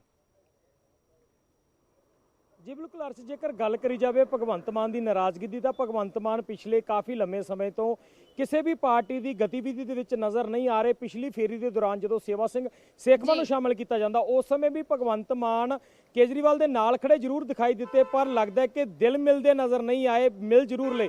ਔਰ ਦੂਜੇ ਪਾਸੇ ਗੱਲ ਕਰੀ ਜਾਵੇ ਅਰਵਿੰਦ ਕੇਜਰੀਵਾਲ ਦੇ ਲੁਧਿਆਣਾ ਦੌਰੇ ਦੀ, ਤਾਂ ਇਸ ਤੋਂ ਪਹਿਲਾਂ ਅਰਵਿੰਦ ਕੇਜਰੀਵਾਲ ਜਦੋਂ ਚੰਡੀਗੜ੍ਹ ਆਏ ਸੀ ਤਾਂ ਐਲਾਨ ਕੀਤਾ ਗਿਆ ਸੀ ਕਿ ਹਰ ਘਰ ਨੂੰ 300 ਯੂਨਿਟ ਫ੍ਰੀ ਬਿਜਲੀ ਦਿੱਤੀ ਜਾਏਗੀ। ਪਿਛਲੇ 4-5 ਸਾਲਾਂ ਤੋਂ ਜਿਨ੍ਹਾਂ ਦੇ ਕਨੈਕਸ਼ਨ ਕੱਟੇ ਗਏ ਆ ਉਹ ਕਨੈਕਸ਼ਨ ਬਹਾਲ ਕੀਤੇ ਜਾਣਗੇ ਔਰ ਪੰਜਾਬ ਨੂੰ 24 ਘੰਟੇ ਬਿਜਲੀ ਹੈ ਜਿਹੜੀ ਉਹ ਸਪਲਾਈ ਕੀਤੀ ਜਾਏਗੀ। ਪਰ ਇਸ ਵਾਰ ਜੋ ਐਲਾਨ ਕੇਜਰੀਵਾਲ ਕਰ ਸਕਦੇ ਆ ਉਹਨਾਂ ਦੇ ਵਿੱਚੋਂ ਸਭ ਤੋਂ ਅਹਿਮ ਹੈ ਸਿਹਤ ਯੋਜਨਾ। ਸਿਹਤ ਦੇ ਲਈ ਅਰਵਿੰਦ ਕੇਜਰੀਵਾਲ ਦਾ ਮਾਡਲ ਹੈ ਜਿਹੜਾ ਉਹ ਦਿੱਲੀ ਦੇ ਵਿੱਚ ਜਿਸ ਤਰ੍ਹਾਂ ਮੁਹੱਲਾ ਕਲੀਨਿਕ ਦੀ ਜ਼ਿਕਰ ਲਗਾਤਾਰ ਹੁੰਦਾ, ਉਸੇ ਤਰ੍ਹਾਂ ਦਾ ਐਲਾਨ ਇਸ ਵਾਰ ਵੀ ਹੋ ਸਕਦਾ ਹੈ। ਹਰ ਪਿੰਡ ਦੇ ਵਿੱਚ ਇੱਕ ਕਲੀਨਿਕ ਜਾਂ ਹਰ ਸ਼ਹਿਰ ਦੇ ਵਿੱਚ ਹਰ ਮੁਹੱਲੇ ਦੇ ਵਿੱਚ ਕਲੀਨਿਕ ਦਾ ਜਿਹੜਾ ਮਾਡਲ ਹੈਗਾ ਉਹ ਅਰਵਿੰਦ ਕੇਜਰੀਵਾਲ ਦੇ ਵੱਲੋਂ ਪੇਸ਼ ਕੀਤਾ ਜਾ ਸਕਦਾ। ਔਰ ਇਸ ਤੋਂ ਇਲਾਵਾ ਫ੍ਰੀ ਹੈਲਥ ਸਹੂਲਤ ਦੀ ਜਿਹੜਾ ਐਲਾਨ ਹੈ ਉਹ ਅਰਵਿੰਦ ਕੇਜਰੀਵਾਲ ਵੱਲੋਂ ਕੀਤਾ ਜਾ ਸਕਦਾ। ਹਾਲਾਂਕਿ ਅਧਿਕਾਰਿਤ ਤੌਰ ਤੇ ਅਰਵਿੰਦ ਕੇਜਰੀਵਾਲ ਦਾ ਜਿਹੜਾ ਦੌਰਾ ਹੈਗਾ ਉਹ ਪਰਸੋਂ ਦਾ ਰੱਖਿਆ ਗਿਆ, ਕਹਿੰਦਾ ਪਾਵਾ 30 ਸਤੰਬਰ ਦਾ ਰੱਖਿਆ ਗਿਆ, ਪਰ ਜੋ ਸੂਤਰਾਂ ਦੇ ਹਵਾਲੇ ਤੋਂ ਜਾਣਕਾਰੀ ਮਿਲ ਰਹੀ ਹੈ ਕਿ ਅਰਵਿੰਦ ਕੇਜਰੀਵਾਲ ਕੱਲ ਹੀ ਲੁਧਿਆਣਾ ਪਹੁੰਚ ਜਾਣਗੇ ਔਰ ਉਸ ਤੋਂ ਬਾਅਦ ਲੁਧਿਆਣੇ ਦੇ ਜਿਹੜੇ ਵਪਾਰੀ ਹੈ, ਕਿਉਂਕਿ ਵਪਾਰੀਆਂ ਦਾ ਇੱਕ ਵੱਡਾ ਗੜ੍ਹ ਹੈ ਜਿਹੜਾ ਉਹ ਲੁਧਿਆਣਾ ਮੰਨਿਆ ਜਾਂਦਾ, ਤਾਂ ਵਪਾਰੀਆਂ ਦੇ ਨਾਲ ਇੱਕ ਮੀਟਿੰਗ ਹੈ ਜਿਹੜੀ ਉਹ ਅਰਵਿੰਦ ਕੇਜਰੀਵਾਲ ਵੱਲੋਂ ਕੱਲ ਕੀਤੀ ਜਾ ਸਕਦੀ ਹੈ। ਔਰ ਉਸ ਤੋਂ ਬਾਅਦ ਪਰਸੋਂ ਪ੍ਰੈਸ ਕਾਨਫਰੰਸ ਦੇ ਵਿੱਚ ਜਿਹੜੇ ਇਹ ਵੱਡੇ ਐਲਾਨ ਜਿਸ ਦਾ ਅਸੀਂ ਜ਼ਿਕਰ ਕਰ ਰਹੇ ਹਾਂ ਕਿ ਹੈਲਥ ਦੇ ਰਿਲੇਟਡ ਵੱਡੇ ਐਲਾਨ ਹੈ ਉਹ ਕੀਤੇ ਜਾ ਸਕਦੇ ਆ। ਮੁੱਖ ਮੰਤਰੀ ਚਿਹਰੇ ਦੀ ਗੱਲ ਕਰੀਏ ਤਾਂ ਹਾਲੇ ਤੱਕ ਜਿਹੜਾ ਮੁੱਖ ਮੰਤਰੀ ਦਾ ਚਿਹਰਾ ਹੈਗਾ ਉਹ ਅਨਾਉਂਸ ਨਹੀਂ ਕੀਤਾ ਜਾਏਗਾ। ਜਿਹੜੀ ਪਰਸੋਂ ਵਾਲੀ ਪੀਸੀ ਹੈ ਜਾਣਕਾਰੀ ਜੋ ਮਿਲ ਰਹੀ ਹੈ ਕਿ ਅਕਤੂਬਰ ਮਹੀਨੇ ਦੇ ਅਖੀਰ ਵਿੱਚ ਜਾਂ ਅਕਤੂਬਰ ਮਹੀਨੇ ਦੇ ਮੱਧ ਦੇ ਵਿੱਚ ਆ ਕੇ ਜਿਹੜਾ ਸੀਐਮ ਚਿਹਰੇ ਦਾ ਐਲਾਨ ਹੈ ਉਹ ਆਮ ਆਦਮੀ ਪਾਰਟੀ ਵੱਲੋਂ ਕੀਤਾ ਜਾ ਸਕਦਾ, ਪਰ ਹਲੇ ਤੱਕ ਸੀਐਮ ਚਿਹਰੇ ਦੀ ਅਨਾਉਂਸਮੈਂਟ ਹੈ ਜਿਹੜੀ ਉਹ ਅਰਵਿੰਦ ਕੇਜਰੀਵਾਲ ਵੱਲੋਂ ਨਹੀਂ ਕੀਤੀ ਜਾਏਗੀ। ਫਿਲਹਾਲ ਕੇਵਲ ਤੇ ਕੇਵਲ ਜਿਹੜੀ ਆ ਹੈਲਥ ਸਹੂਲਤਾਂ ਨੂੰ ਲੈ ਕੇ ਅਰਵਿੰਦ ਕੇਜਰੀਵਾਲ ਦੀ ਜਿਹੜੀ ਅਗਲੀ ਗਰੰਟੀ ਹੈ ਉਹ ਪੰਜਾਬ ਦੇ ਲੋਕਾਂ ਨੂੰ ਮਿਲਣ ਵਾਲੀ ਹੈ। ਜੀ ਹਰਸ਼। ਰੋਹਿਤ, ਕਿਵੇਂ ਦੇਖਿਆ ਜਾਵੇ? ਕਿਉਂਕਿ ਆਮ ਆਦਮੀ ਪਾਰਟੀ ਨੇ ਪਹਿਲਾਂ ਇਹ ਵਾਅਦਾ ਕੀਤਾ ਸੀ ਕਿ ਡਿਪਟੀ ਸੀਐਮ ਅਸੀਂ ਬਣਾਵਾਂਗੇ, ਦਲਿਤ ਡਿਪਟੀ ਸੀਐਮ ਹੋਏਗਾ, ਤੇ ਉਸ ਤੋਂ ਬਾਅਦ ਹੁਣ ਮੁੱਖ ਮੰਤਰੀ ਚਰਨਜੀਤ ਚੰਨੀ ਬਣੇ ਨੇ। ਇੱਕ ਚੁਣੌਤੀ ਜ਼ਰੂਰ ਆਮ ਆਦਮੀ ਪਾਰਟੀ ਦੇ ਸਾਹਮਣੇ ਜਿਹੜੀ ਹੈ ਪੇਸ਼ ਹੋਈ ਹੈ ਕਿ ਵੱਖ-ਵੱਖ ਵਰਗਾਂ ਨੂੰ ਹੁਣ ਕਿਸ ਤਰੀਕੇ ਦੇ ਨਾਲ ਲੈ ਕੇ ਜਾਣਾ ਹੋਏਗਾ, ਕਿਉਂਕਿ ਵਾਅਦੇ ਜ਼ਰੂਰ ਕੀਤੇ ਗਏ ਸੀ ਲੇਕਿਨ ਇਧਰਲੇ ਪਾਸੇ ਬਿਨਾਂ ਵਾਅਦਾ ਕੀਤੇ ਹੀ ਮੁੱਖ ਮੰਤਰੀ ਚਰਨਜੀਤ ਚੰਨੀ ਲਗਾ ਦਿੱਤੇ ਗਏ ਨੇ। ਸਾਰੇ ਵਰਗਾਂ ਨੂੰ ਕਾਂਗਰਸ ਨੇ ਰੈਪਰੈਜ਼ੈਂਟੇਸ਼ਨ ਦੇਣ ਦੀ ਵੀ ਕੋਸ਼ਿਸ਼ ਕੀਤੀ ਹੈ। ਜੇ ਅਸੀਂ ਕੈਬਨਿਟ ਵਿਸਥਾਰ ਦੀ ਗੱਲ ਕਰੀਏ ਤਾਂ ਕਿਸ ਤਰੀਕੇ ਦੀ ਚੁਣੌਤੀ ਹੁਣ ਆਮ ਆਦਮੀ ਪਾਰਟੀ ਦੇ ਸਾਹਮਣੇ ਲੱਗ ਰਹੀ ਹੈ? ਜੀ ਬਿਲਕੁਲ ਅਰਸ਼, ਜੇਕਰ ਗੱਲ ਕਰੀਏ ਤਾਂ 2017 ਦੇ ਇਲੈਕਸ਼ਨ ਦੇ ਵਿੱਚ ਇਹ ਐਲਾਨ ਕੀਤਾ ਗਿਆ ਸੀ ਕਿ ਡਿਪਟੀ ਸੀਐਮ ਹੈ ਜਿਹੜਾ ਉਹ ਦਲਿਤ ਚਿਹਰਾ ਲਗਾਇਆ ਜਾਏਗਾ, ਪਰ 2022 ਦੇ ਇਲੈਕਸ਼ਨ ਲਈ ਹਾਲੇ ਤੱਕ ਆਮ ਆਦਮੀ ਪਾਰਟੀ ਨੇ ਕੇਵਲ ਇੱਕ ਹੀ ਐਲਾਨ ਕੀਤਾ ਕਿ ਪੰਜਾਬ ਦਾ ਜੋ ਵੀ ਸੀਐਮ ਹੋਏਗਾ ਉਹ ਸਿੱਖ ਚਿਹਰਾ ਹੋਏਗਾ ਔਰ ਪੰਜਾਬ ਨੂੰ ਉਸ ਤੇ ਮਾਣ ਹੋਏਗਾ ਔਰ ਪੰਜਾਬ ਦਾ ਰਹਿਣ ਵਾਲਾ ਹੋਏਗਾ, ਜਿਹੜਾ ਹਾਲੇ ਤੱਕ ਆਮ ਆਦਮੀ ਪਾਰਟੀ ਦੇ ਵੱਲੋਂ ਐਲਾਨ ਕੀਤਾ ਗਿਆ। ਦੂਜੇ ਪਾਸੇ ਅਕਾਲੀ ਦਲ ਵੀ ਇਹ ਐਲਾਨ ਕਰ ਚੁੱਕਾ ਹੈ ਕਿ ਜਿਹੜਾ ਡਿਪਟੀ ਸੀਐਮ ਹੈ ਉਹ ਦਲਿਤ ਚਿਹਰਾ ਹੋਏਗਾ।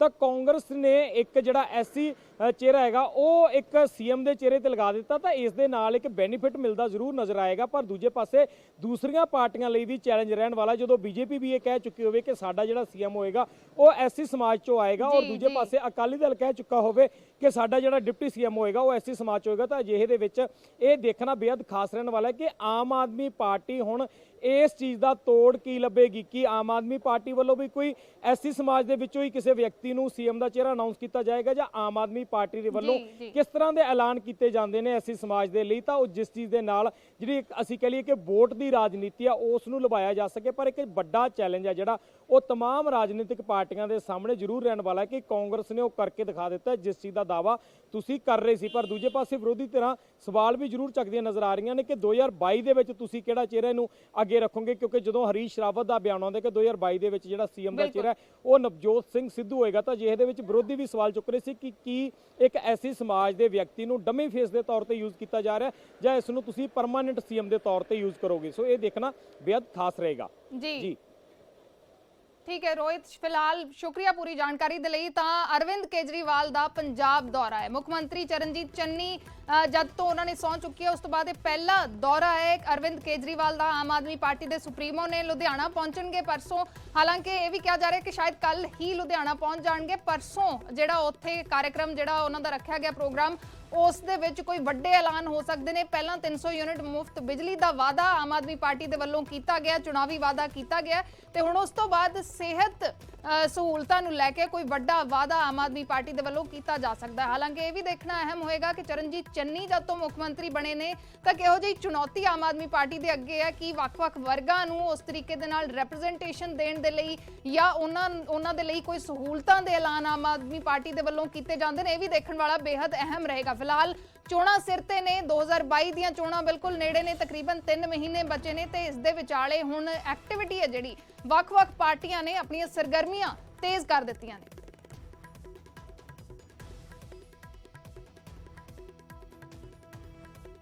ਤੇ ਸਭ ਦੇ ਵਿਚਾਲੇ ਮੁੱਖ ਮੰਤਰੀ ਚਰਨਜੀਤ ਚੰਨੀ ਨੇ ਤੀਸਰੀ ਵਾਰ ਆਪਣੀ ਸੁਰੱਖਿਆ ਘਟਾਉਣ ਦੇ ਲਈ ਕਿਹਾ ਹੈ। ਮੁੱਖ ਮੰਤਰੀ ਚੰਨੀ ਨੇ ਡੀਜੀਪੀ ਨੂੰ ਚਿੱਠੀ ਲਿਖੀ ਹੈ। ਚਿੱਠੀ ਲਿਖ ਕੇ ਸੁਰੱਖਿਆ 'ਚ ਕਟੌਤੀ ਕਰਨ ਦੀ ਹਦਾਇਤ ਕੀਤੀ ਹੈ।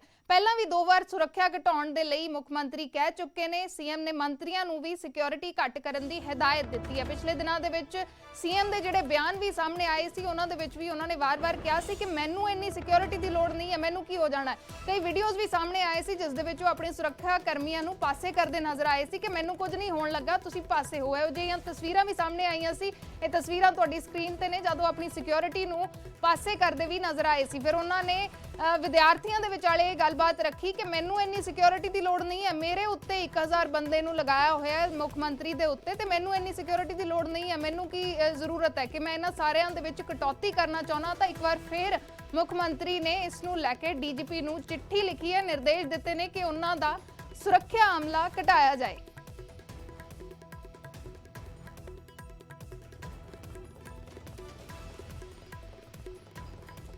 ਤੇ ਇਸੇ ਖਬਰ ਤੇ ਹੋਰ ਜਾਣਕਾਰੀ ਦੇ ਲਈ ਸਾਡੇ ਸਹਿਯੋਗੀ ਪੰਕਜ ਕਪਾਹੀ ਜੁੜੇ ਹੋਏ ਨੇ। ਪੰਕਜ, ਕੀ ਕੋਈ ਜਾਣਕਾਰੀ ਹੈ? ਕਿਉਂਕਿ ਵਾਰ-ਵਾਰ ਮੁੱਖ ਮੰਤਰੀ ਨੇ ਗੱਲਬਾਤ ਕੀਤੀ ਹੈ, ਲੋਕਾਂ ਦੇ ਵਿੱਚ ਵੀ ਇਹ ਗੱਲਬਾਤ ਰੱਖੀ ਹੈ ਕਿ ਮੈਂ ਇੰਨੀ ਸੁਰੱਖਿਆ ਨਹੀਂ ਚਾਹੁੰਦਾ, ਮੇਰੇ ਉੱਤੇ 1000 ਬੰਦਾ ਲਗਾਇਆ ਹੋਇਆ, ਮੈਂ ਨਹੀਂ ਚਾਹੁੰਦਾ ਕਿ ਇੰਨੇ ਬੰਦੇ ਮੇਰੇ ਉੱਤੇ ਲੱਗੇ ਰਹਿਣ, ਮੈਨੂੰ ਕੀ ਹੋ ਜਾਣਾ ਹੈ। ਦੂਸਰਾ, ਉਹਨਾਂ ਨੇ ਇਸ ਗੱਲ ਦਾ ਜ਼ਿਕਰ ਵੀ ਕੀਤਾ ਕਿ ਉਹਨਾਂ ਨੂੰ ਇਹ ਸਲਾਹ ਵੀ ਦਿੱਤੀ ਗਈ ਕਿ ਉਹਨਾਂ ਦੀ ਸੁਰੱਖਿਆ ਨਹੀਂ ਘਟਾਈ ਜਾ ਸਕਦੀ ਮੁੱਖ ਮੰਤਰੀ ਦੇ ਤੌਰ ਤੇ। ਤਾਂ ਅਜਿਹੇ ਵਿਚਾਲੇ ਹੁਣ ਇੱਕ ਵਾਰ ਚਿੱਠੀ ਲਿਖ ਕੇ ਉਹਨਾਂ ਨੇ ਨਿਰਦੇਸ਼ ਦਿੱਤੇ ਨੇ। ਕੀ ਲੱਗਦਾ ਹੈ ਕਿ ਸੁਰੱਖਿਆ ਘਟਾਈ ਜਾਏਗੀ ਹੁਣ?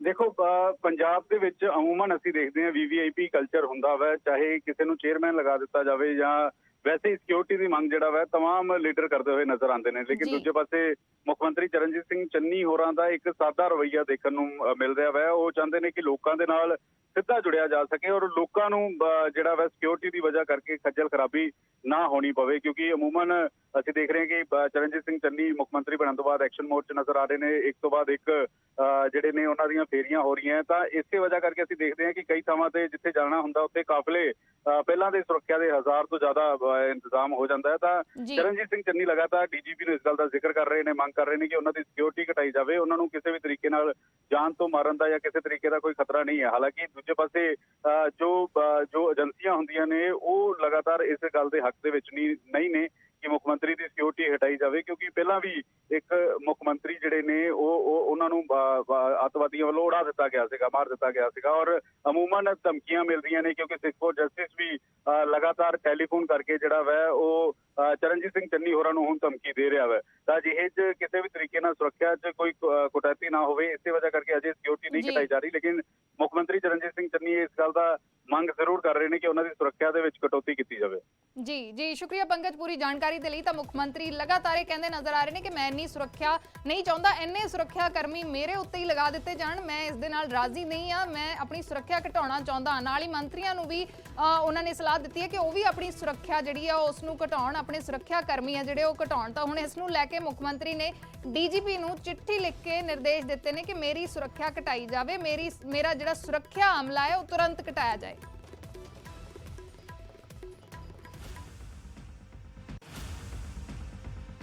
ਮੇਰੇ ਵੱਲੋਂ ਮਿਤੀ 20/9/2021 ਨੂੰ ਬਤੌਰ ਮੁੱਖ ਮੰਤਰੀ ਸਹੁੰ ਲਈ ਗਈ ਸੀ। ਸਹੁੰ ਉਪਰੰਤ ਮੇਰੇ ਵੱਲੋਂ ਡੀਜੀਪੀ ਨੂੰ ਹਦਾਇਤ ਕੀਤੀ ਗਈ ਸੀ ਕਿ ਮੇਰੀ ਸਿਕਿਉਰਿਟੀ ਲਈ ਤੈਨਾਤ ਅਮਲੇ ਨੂੰ ਘਟਾਇਆ ਜਾਵੇ। ਇਸ ਬਾਬਤ ਮੇਰੇ ਵੱਲੋਂ ਮਿਤੀ 22/9/2021 ਨੂੰ ਮੁੜ ਡੀਜੀਪੀ ਨੂੰ ਹਦਾਇਤ ਕੀਤੀ ਗਈ ਕਿ ਮੇਰੀ ਸਿਕਿਉਰਿਟੀ ਲਈ ਤੈਨਾਤ ਕੀਤੇ ਗਏ ਅਮਲੇ ਨੂੰ ਘਟਾਇਆ ਜਾਵੇ, ਪਰ ਇਸ ਨੂੰ ਹਾਲੇ ਤੱਕ ਅਮਲ ਵਿੱਚ ਨਹੀਂ ਲਿਆਂਦਾ ਗਿਆ। ਮੈਂ ਹੁਕਮ ਦਿੰਦਾ ਹਾਂ ਕਿ ਮੇਰੀ ਸਿਕਿਉਰਿਟੀ ਲਈ ਤੈਨਾਤ ਅਮਲੇ ਨੂੰ ਘਟਾਉਣ ਲਈ ਤੁਰੰਤ ਕਾਰਵਾਈ ਅਮਲ ਵਿੱਚ ਲਿਆਂਦੀ ਜਾਵੇ। ਅੱਗੇ ਵਧਦੇ ਹਾਂ। ਸਾਊਦੀ ਅਰਬ 'ਚ ਇੱਕ ਪੰਜਾਬੀ ਸ਼ਖਸ ਨੇ ਖੁਦਕੁਸ਼ੀ ਕਰ ਲਈ ਹੈ। ਗੁਰਦਾਸਪੁਰ ਦੇ ਰਹਿਣ ਵਾਲੇ ਅਮਨਦੀਪ ਨੇ ਫਾਹਾ ਲਗਾ ਕੇ ਖੁਦਕੁਸ਼ੀ ਕਰ ਲਈ। ਉਸਦੇ ਦੋਸਤ ਨੇ ਫੋਨ ਕਰਕੇ ਪਰਿਵਾਰ ਨੂੰ ਇਹ ਜਾਣਕਾਰੀ ਦਿੱਤੀ। 8 ਸਾਲ ਤੋਂ ਅਮਨਦੀਪ ਸਾਊਦੀ ਅਰਬ 'ਚ ਕੰਮ ਕਰ ਰਿਹਾ ਸੀ। ਪਰਿਵਾਰ ਨੇ ਮ੍ਰਿਤਕ ਦੇ ਭਾਰਤ ਲਿਆਉਣ ਦੇ ਲਈ ਹੁਣ ਗੁਹਾਰ ਲਗਾਈ ਹੈ। ਸੀਐਮ ਚਰਨਜੀਤ ਚੰਨੀ ਤੇ ਸਾਂਸਦ ਸਨੀ ਦਿਓਲ ਤੋਂ ਮਦਦ ਮੰਗੀ ਗਈ ਹੈ ਪਰਿਵਾਰ ਦੇ ਵੱਲੋਂ। ਪਰਿਵਾਰ ਮੁਤਾਬਕ 1.5 ਮਹੀਨੇ ਪਹਿਲਾਂ ਅਮਨਦੀਪ ਦੀ ਪਤਨੀ ਸਹੁਰਾ ਘਰ ਛੱਡ ਕੇ ਪੇਕੇ ਘਰ ਰਹਿਣ ਚਲੀ ਗਈ ਸੀ, ਜਿਸ ਤੋਂ ਬਾਅਦ ਉਹ ਡਿਪਰੈਸ਼ਨ 'ਚ ਸੀ ਤੇ ਉਸ ਤੋਂ ਬਾਅਦ ਇਹ ਫਾਹਾ ਲਗਾ ਕੇ ਖੁਦਕੁਸ਼ੀ ਕਰ ਲਈ ਗਈ ਹੈ। ਸਾਊਦੀ ਅਰਬ 'ਚ ਇਸ ਨੌਜਵਾਨ ਦੇ ਵੱਲੋਂ 26 ਸਾਲ ਦੇ ਨੌਜਵਾਨ ਦੇ ਵੱਲੋਂ ਫਾਹਾ ਲਗਾ ਕੇ ਖੁਦਕੁਸ਼ੀ ਕਰ ਲਈ ਗਈ ਹੈ, ਜਿਸ ਦੀ ਜਾਣਕਾਰੀ ਪਰਿਵਾਰ ਨੂੰ ਉਸਦੇ ਇੱਕ ਦੋਸਤ ਦੇ ਵੱਲੋਂ ਦਿੱਤੀ ਗਈ ਹੈ।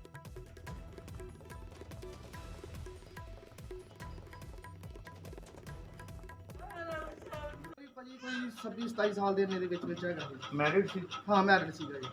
ਪਤਾ ਚੱਲਿਆ ਕਾਰਨਾਂ ਦਾ ਵੀ ਕਿਸ ਨਹੀਂ ਭਾਈ ਸਾਨੂੰ ਕੁਝ ਨਹੀਂ ਪਤਾ, ਇਸ ਗੱਲ ਦਾ ਕੁਝ ਨਹੀਂ ਪਤਾ ਸਾਨੂੰ। ਕੋਈ ਕੀ ਮੰਗ ਕਰਦੇ ਹੋ ਤੁਸੀਂ ਸਾਡੇ? ਸਾਈਂ ਤਾਂ ਬਸ ਇਹੀ ਮੰਗ ਕਰਨੇ ਆ ਵੀ ਜਿੱਡੀ ਛੇਤੀ ਹੋ ਸਕਦਾ ਭਾਜੀ, ਮਤਲਬ ਵੀ ਸਾਡਾ ਨਾ ਬਸ ਭਰਾ ਸਾਡਾ ਘਰ ਆ ਜੇ ਬਸ।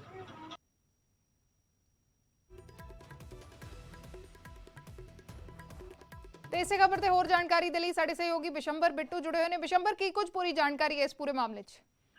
ਜੀ ਬਿਲਕੁਲ ਜੀ, ਇਹ ਅਮਨਦੀਪ ਨਾਮ ਦਾ ਨੌਜਵਾਨ ਸੀ ਜੋ ਕਿ ਸਾਊਦੀ ਅਰਬ ਰੋਜੀ ਰੋਟੀ ਕਮਾਉਣ ਵਾਸਤੇ ਗਿਆ ਸੀ। ਉਹਦੇ ਕਈ 7-8 ਸਾਲ ਪਹਿਲਾਂ ਅਸੀਂ ਗਿਆ ਸੀ, ਉਹ 2 ਸਾਲ ਪਹਿਲਾਂ ਇਹ ਜਦੋਂ ਵਾਪਸ ਪੰਜਾਬ ਆਇਆ ਉਹ ਵੀ ਸ਼ਾਦੀ ਵਗੈਰਾ ਹੋਈ ਹੈ, ਔਰ ਸ਼ਾਦੀ ਕਰਨ ਤੋਂ ਬਾਅਦ ਇਹ ਬੜੀ ਖੁਸ਼ੀ ਨਾਲ ਵਾਪਸ ਗਿਆ। ਔਰ ਥੋੜੇ ਚਿਰ ਪਹਿਲਾਂ ਕਰੀਬ 2 ਮਹੀਨੇ ਪਹਿਲਾਂ ਇਹਨਾਂ ਦੀ ਜੋ ਪਤਨੀ ਸੀ ਉਹ ਆਪਣੇ ਪੇਕੇ ਘਰ ਚਲੀ, ਜਿਹਦੇ ਚੱਲਦੇ ਡਿਪਰੈਸ਼ਨ ਸੀ, ਉੱਥੇ ਨੂੰ ਜਾ ਕੇ ਮਤਲਬ ਆਪਣੇ ਕਮਰੇ ਵਿੱਚ ਉੱਥੇ ਬੰਦੇ ਜਿਹੜੇ ਦੋਸਤ ਨੇ ਦੱਸਿਆ ਕਿ ਫੰਦਾ ਲਗਾ ਕੇ ਆਤਮ ਵਿਕਾਰੀ ਦੇ ਵਿੱਚ ਚੱਲਦੇ ਆ। ਇਸ ਨੂੰ ਲੈ ਕੇ ਪਰਿਵਾਰ ਕਾਫੀ ਪਰੇਸ਼ਾਨ ਹੋ, ਬੜੇ ਗਰੀਬ ਘਰ ਦਾ ਬੱਚਾ ਆ, ਗਰੀਬ ਘਰ ਦਾ ਬੱਚਾ ਚੱਲ ਗਿਆ ਸੀ। ਉਸ ਸਮੇਂ ਦੇ ਘਰ ਜਿਹੜਾ ਜੱਗੀ ਘਰ ਦੀਨਾ ਦੇ ਨੇੜੇ ਪੈਂਦਾ, ਉੱਥੇ ਇੱਕ ਗੁਰਦਾਸਪੁਰ ਚ ਹੋਣਾ ਰਹਿਣਾ ਸ਼ੁਰੂ ਕਰਦਾ। ਬੜੀ ਮਾੜੀ ਹਾਲਾਤ ਆ, ਉਹਦੇ ਘਰ ਵਾਲੇ ਪਰਿਵਾਰ ਵਾਲੇ ਗੁਹਾਰ ਲਾ ਰਹੇ ਨੇ ਸਨੀ ਦਿਓਲ ਆਪਣੇ ਐਮਪੀ ਨੂੰ ਗੁਰਦਾਸਪੁਰ ਤੋਂ ਪ੍ਰਸ਼ਾਸਨ ਨੂੰ ਕਿਸ ਤਰੀਕੇ ਪਾਰਟੀ ਇੱਥੇ ਲੈਂਦੀ ਹੈ ਤਾਂ ਜੋ ਆਪਣੀ ਅੰਤਮ ਰਸਮਾਂ ਨੇ ਬੱਚੇ ਦੀ ਕਰ ਸਕਣ। ਔਰ ਬੜਾ ਦੁੱਖ ਨਹੀਂ ਲੱਗਦਾ ਵੀ ਇਹ ਬੱਚੇ ਇੱਕ ਡਿਪਰੈਸ਼ਨ ਵਿੱਚ ਜਾ ਕੇ ਆਤਮ ਲੈ ਕਰ, ਉਹਦੇ ਪਰਿਵਾਰ ਵਿੱਚ ਰੋਜੀ ਰੋਟੀ ਕਮਾਉਣ ਵਾਲਾ ਕੋਈ ਨਹੀਂ। ਬਜ਼ੁਰਗ ਦੇ ਭਾਰੇ ਦਾ ਪਿਤਾ ਦੀ ਵੀ 2 ਮਹੀਨੇ ਪਹਿਲਾਂ ਮੌਤ ਹੋ ਚੁੱਕੀ ਹੈ। ਪਰਿਵਾਰ ਬਹੁਤ ਹੀ ਗਰੀਬ ਪਰਿਵਾਰ ਹੈ ਜੀ। ਜੀ ਸ਼ੁਕਰੀਆ ਬਿਸ਼ੰਬਰ ਪੂਰੀ ਜਾਣਕਾਰੀ ਦੇ ਲਈ। ਤਾਂ ਬਿਸ਼ੰਬਰ ਜਾਣਕਾਰੀ ਦੇ ਰਹੇ ਸਨ ਕਿ ਕਾਫੀ ਗਰੀਬ ਪਰਿਵਾਰ ਤੋਂ ਇਹ ਲੜਕਾ ਸੀ ਤੇ ਰੋਜ਼ੀ ਰੋਟੀ ਕਮਾਉਣ ਵਾਲਾ ਵੀ ਇਹੀ ਇੱਕ ਸ਼ਖਸ ਸੀ ਜਿਸ ਨੇ ਸੁਸਾਈਡ ਕਰ ਲਿਆ, ਖੁਦਕੁਸ਼ੀ ਕਰ ਲਈ ਹੈ ਫਾਹਾ ਲਾ ਕੇ, ਉਹ ਵੀ ਸਾਊਦੀ ਅਰਬ ਦੇ ਵਿੱਚ। ਤੇ ਹੁਣ ਪਰਿਵਾਰ ਮੰਗ ਕਰ ਰਿਹਾ, ਗੁਹਾਰ ਲਗਾ ਰਿਹਾ ਐਮਪੀ ਸਨੀ ਦਿਓਲ ਨੂੰ ਤੇ ਸੀਐਮ ਚਰਨਜੀਤ ਚੰਨੀ ਨੂੰ ਕਿ ਮ੍ਰਿਤਕ ਦੇ ਜਲਦ ਤੋਂ ਜਲਦ ਵਾਪਸ ਲਿਆਂਦੀ ਜਾਏ।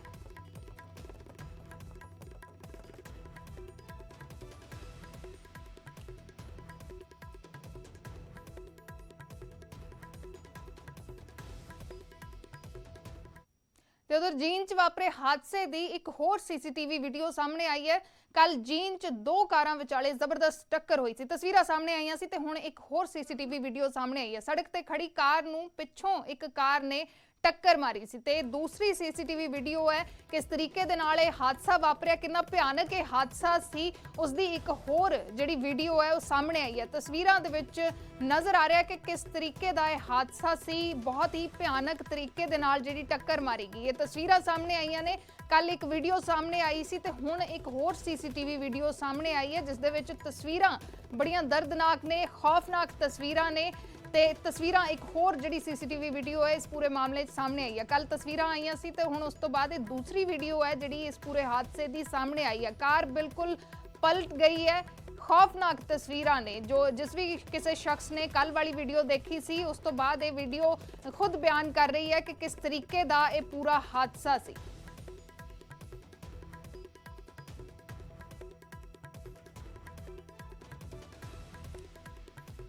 ਇਹ 2 ਤਸਵੀਰਾਂ ਨੇ। ਪਹਿਲੀ ਤਸਵੀਰ ਉਹ ਹੈ ਜਿਹੜੀ ਕੱਲ ਵੀਡੀਓ ਸਾਹਮਣੇ ਆਈ ਸੀ। ਬਹੁਤ ਹੀ ਖੌਫਨਾਕ ਤਸਵੀਰ ਸੀ ਕਿ ਕਿਸ ਤਰੀਕੇ ਦੇ ਨਾਲ ਇੱਕ ਕਾਰ ਟੱਕਰ ਮਾਰਦੀ ਹੈ। ਇੱਕ ਸ਼ਖਸ ਇਸ ਕਾਰ ਦੇ ਪਿੱਛੇ ਖੜਾ ਸੀ, ਸ਼ਾਇਦ ਕੁਝ ਸਮਾਨ ਕੱਢ ਰਿਹਾ ਸੀ ਜਾਂ ਰੱਖ ਰਿਹਾ ਸੀ ਤੇ ਪਿੱਛੋਂ ਇੱਕ ਕਾਰ ਨੇ ਬਹੁਤ ਹੀ ਤੇਜ਼ੀ ਦੇ ਨਾਲ ਟੱਕਰ ਮਾਰੀ ਹੈ। ਬਹੁਤ ਹੀ ਖੌਫਨਾਕ ਤਸਵੀਰ ਸੀ ਤੇ ਉਸ ਤੋਂ ਬਾਅਦ ਦੂਸਰੀ ਤਸਵੀਰ ਹੁਣ ਸਾਹਮਣੇ ਆਈ ਹੈ।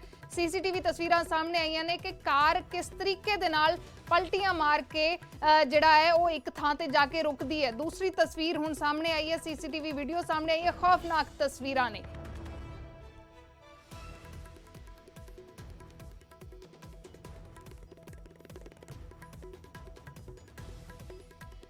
ਤੇ ਇਸੇ ਖਬਰ ਤੇ ਹੋਰ ਜਾਣਕਾਰੀ ਦੇ ਲਈ ਜੀਂਦ ਤੋਂ ਸਾਡੇ ਸਹਿਯੋਗੀ ਵਿਜੇंद्र कुमार जुड़े हुए हैं। विजेंद्र, क्या कुछ जानकारी है? तस्वीरें बहुत ही खौफनाक है। कल एक पहली तस्वीर सामने आई, उसके बाद ये दूसरी वीडियो सामने आई है।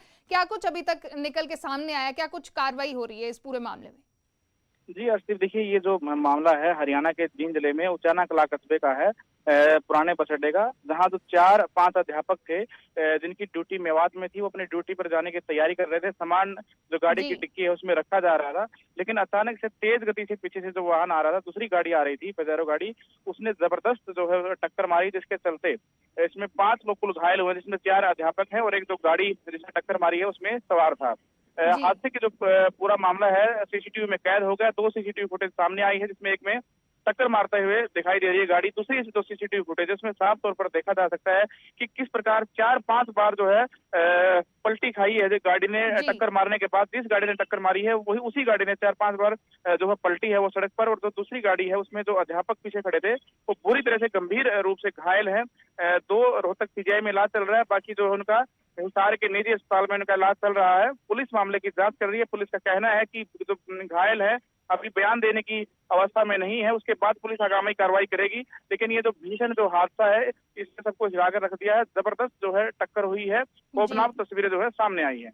जी शुक्रिया विजेंद्र पूरी जानकारी के लिए। ਤਾਂ ਤਸਵੀਰਾਂ ਬਹੁਤ ਹੀ ਖੌਫਨਾਕ ਸਨ ਨੇ। ਦੋਨੋਂ ਸ਼ਖਸ ਜਿਹੜੇ ਗੱਡੀ ਦੀ ਸਾਈਡ ਤੇ ਖੜੇ ਨੇ ਉਹ ਵੀ ਸ਼ੌਕ ਦੇ ਵਿੱਚ ਨਜ਼ਰ ਆ ਰਹੇ ਨੇ ਕਿ ਕਿਸ ਤਰੀਕੇ ਦੇ ਨਾਲ ਜਦ ਹਾਦਸਾ ਵਾਪਰਦਾ ਹੈ ਉਹਨਾਂ ਨੂੰ ਸਮਝ ਨਹੀਂ ਆਉਂਦਾ ਕਿ ਇੱਕਦਮ ਕੀ ਹੋਇਆ ਹੈ। ਇਹ ਤਸਵੀਰਾਂ ਸਾਹਮਣੇ ਆਈਆਂ ਨੇ, 2 ਤਸਵੀਰਾਂ ਸਾਹਮਣੇ ਆਈਆਂ ਨੇ ਇਸ ਪੂਰੇ ਘਟਨਾਕ੍ਰਮ ਦੀਆਂ। ਤੇ ਹਾਲਾਂਕਿ ਗਨੀਮਤ ਇਹ ਹੈ ਕਿ ਇਸ ਸ਼ਖਸ ਦੀ ਜਾਨ ਬਚ ਗਈ ਹੈ, ਲੇਕਿਨ ਗੰਭੀਰ ਰੂਪ ਦੇ ਵਿੱਚ ਜ਼ਖਮੀ ਨੇ, ਜਿਵੇਂ ਸਾਡੇ ਸਹਿਯੋਗੀ ਵਿਜੇਂਦਰ ਜਾਣਕਾਰੀ ਦੇ ਰਹੇ ਸਨ। ਲੇਕਿਨ ਬਹੁਤ ਹੀ ਖੌਫਨਾਕ ਹਾਦਸਾ ਵਾਪਰਿਆ। ਜੀਂਦ ਦੀਆਂ ਇਹ ਤਸਵੀਰਾਂ ਨੇ ਜਿੱਥੇ ਖੜੀ ਕਾਰ ਨੂੰ ਪਿੱਛੋਂ ਇੱਕ ਕਾਰ ਟੱਕਰ ਮਾਰਦੀ ਹੈ ਤੇ ਇਸ ਦੌਰਾਨ ਇੱਕ ਅਧਿਆਪਕ, ਜਿਵੇਂ ਦੱਸ ਰਹੇ ਸੀ ਵਿਜੇਂਦਰ ਕਿ ਸਾਰੇ ਅਧਿਆਪਕ ਸਨ ਤੇ ਉਹ ਅਧਿਆਪਕ ਕੁਝ ਸਮਾਨ ਆਪਣੀ ਗੱਡੀ ਦੇ ਵਿੱਚ ਰੱਖ ਰਹੇ ਸਨ, ਜਿਸ ਦੌਰਾਨ ਇਹ ਪੂਰਾ ਹਾਦਸਾ ਵਾਪਰਿਆ।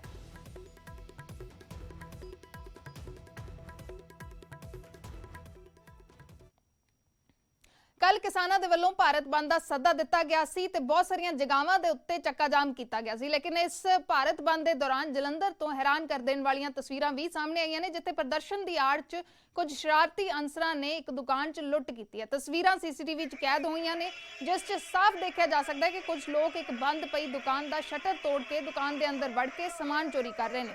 ਇਹਨਾਂ ਨੂੰ ਕਿਸਾਨ ਨੇਤਾਵਾਂ ਨੇ ਰੋਕਣ ਦੀ ਵੀ ਕੋਸ਼ਿਸ਼ ਕੀਤੀ ਤੇ ਸਪੀਕਰ ਤੋਂ ਅਨਾਉਂਸ ਕਰਕੇ ਝਾੜ ਪਾਈ। ਕੁਝ ਕਿਸਾਨ ਜਥੇਬੰਦੀਆਂ ਦੇ ਲੋਕ ਰੋਕਣ ਲਈ ਅੱਗੇ ਵੀ ਆਏ। ਹਾਲਾਂਕਿ ਜਦੋਂ ਤੱਕ ਪੁਲਿਸ ਪਹੁੰਚੀ ਉਦੋਂ ਤੱਕ ਦੁਕਾਨ ਤੋਂ ਕਾਫੀ ਸਮਾਨ ਚੋਰੀ ਕਰ ਲਿਆ ਗਿਆ ਸੀ। ਹੁਣ ਸਵਾਲ ਇਹ ਵੀ ਹੈ ਕਿ ਆਖਿਰ ਭਾਰਤ ਬੰਦ ਦੇ ਪ੍ਰਦਰਸ਼ਨ 'ਚ ਸ਼ਾਮਲ ਹੋ ਕੇ ਅਜਿਹੀ ਹਰਕਤ ਕਰਨ ਵਾਲੇ ਲੋਕ ਕੌਣ ਨੇ?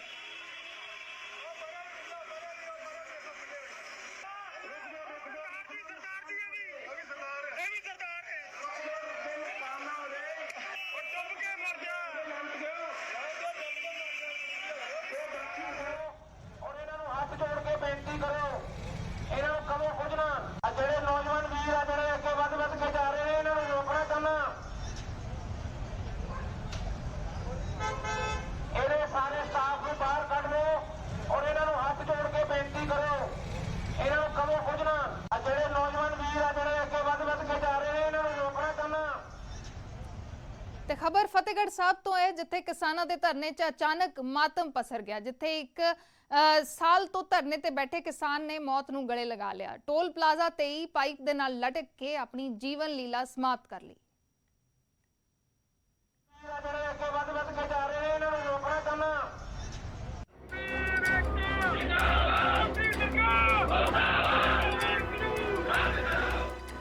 ਇਹ ਤਸਵੀਰਾਂ ਬੇਹੱਦ ਦਰਦਨਾਕ ਨੇ, ਰੌਂਗਟੇ ਖੜੇ ਕਰ ਦੇਣ ਵਾਲੀਆਂ ਨੇ।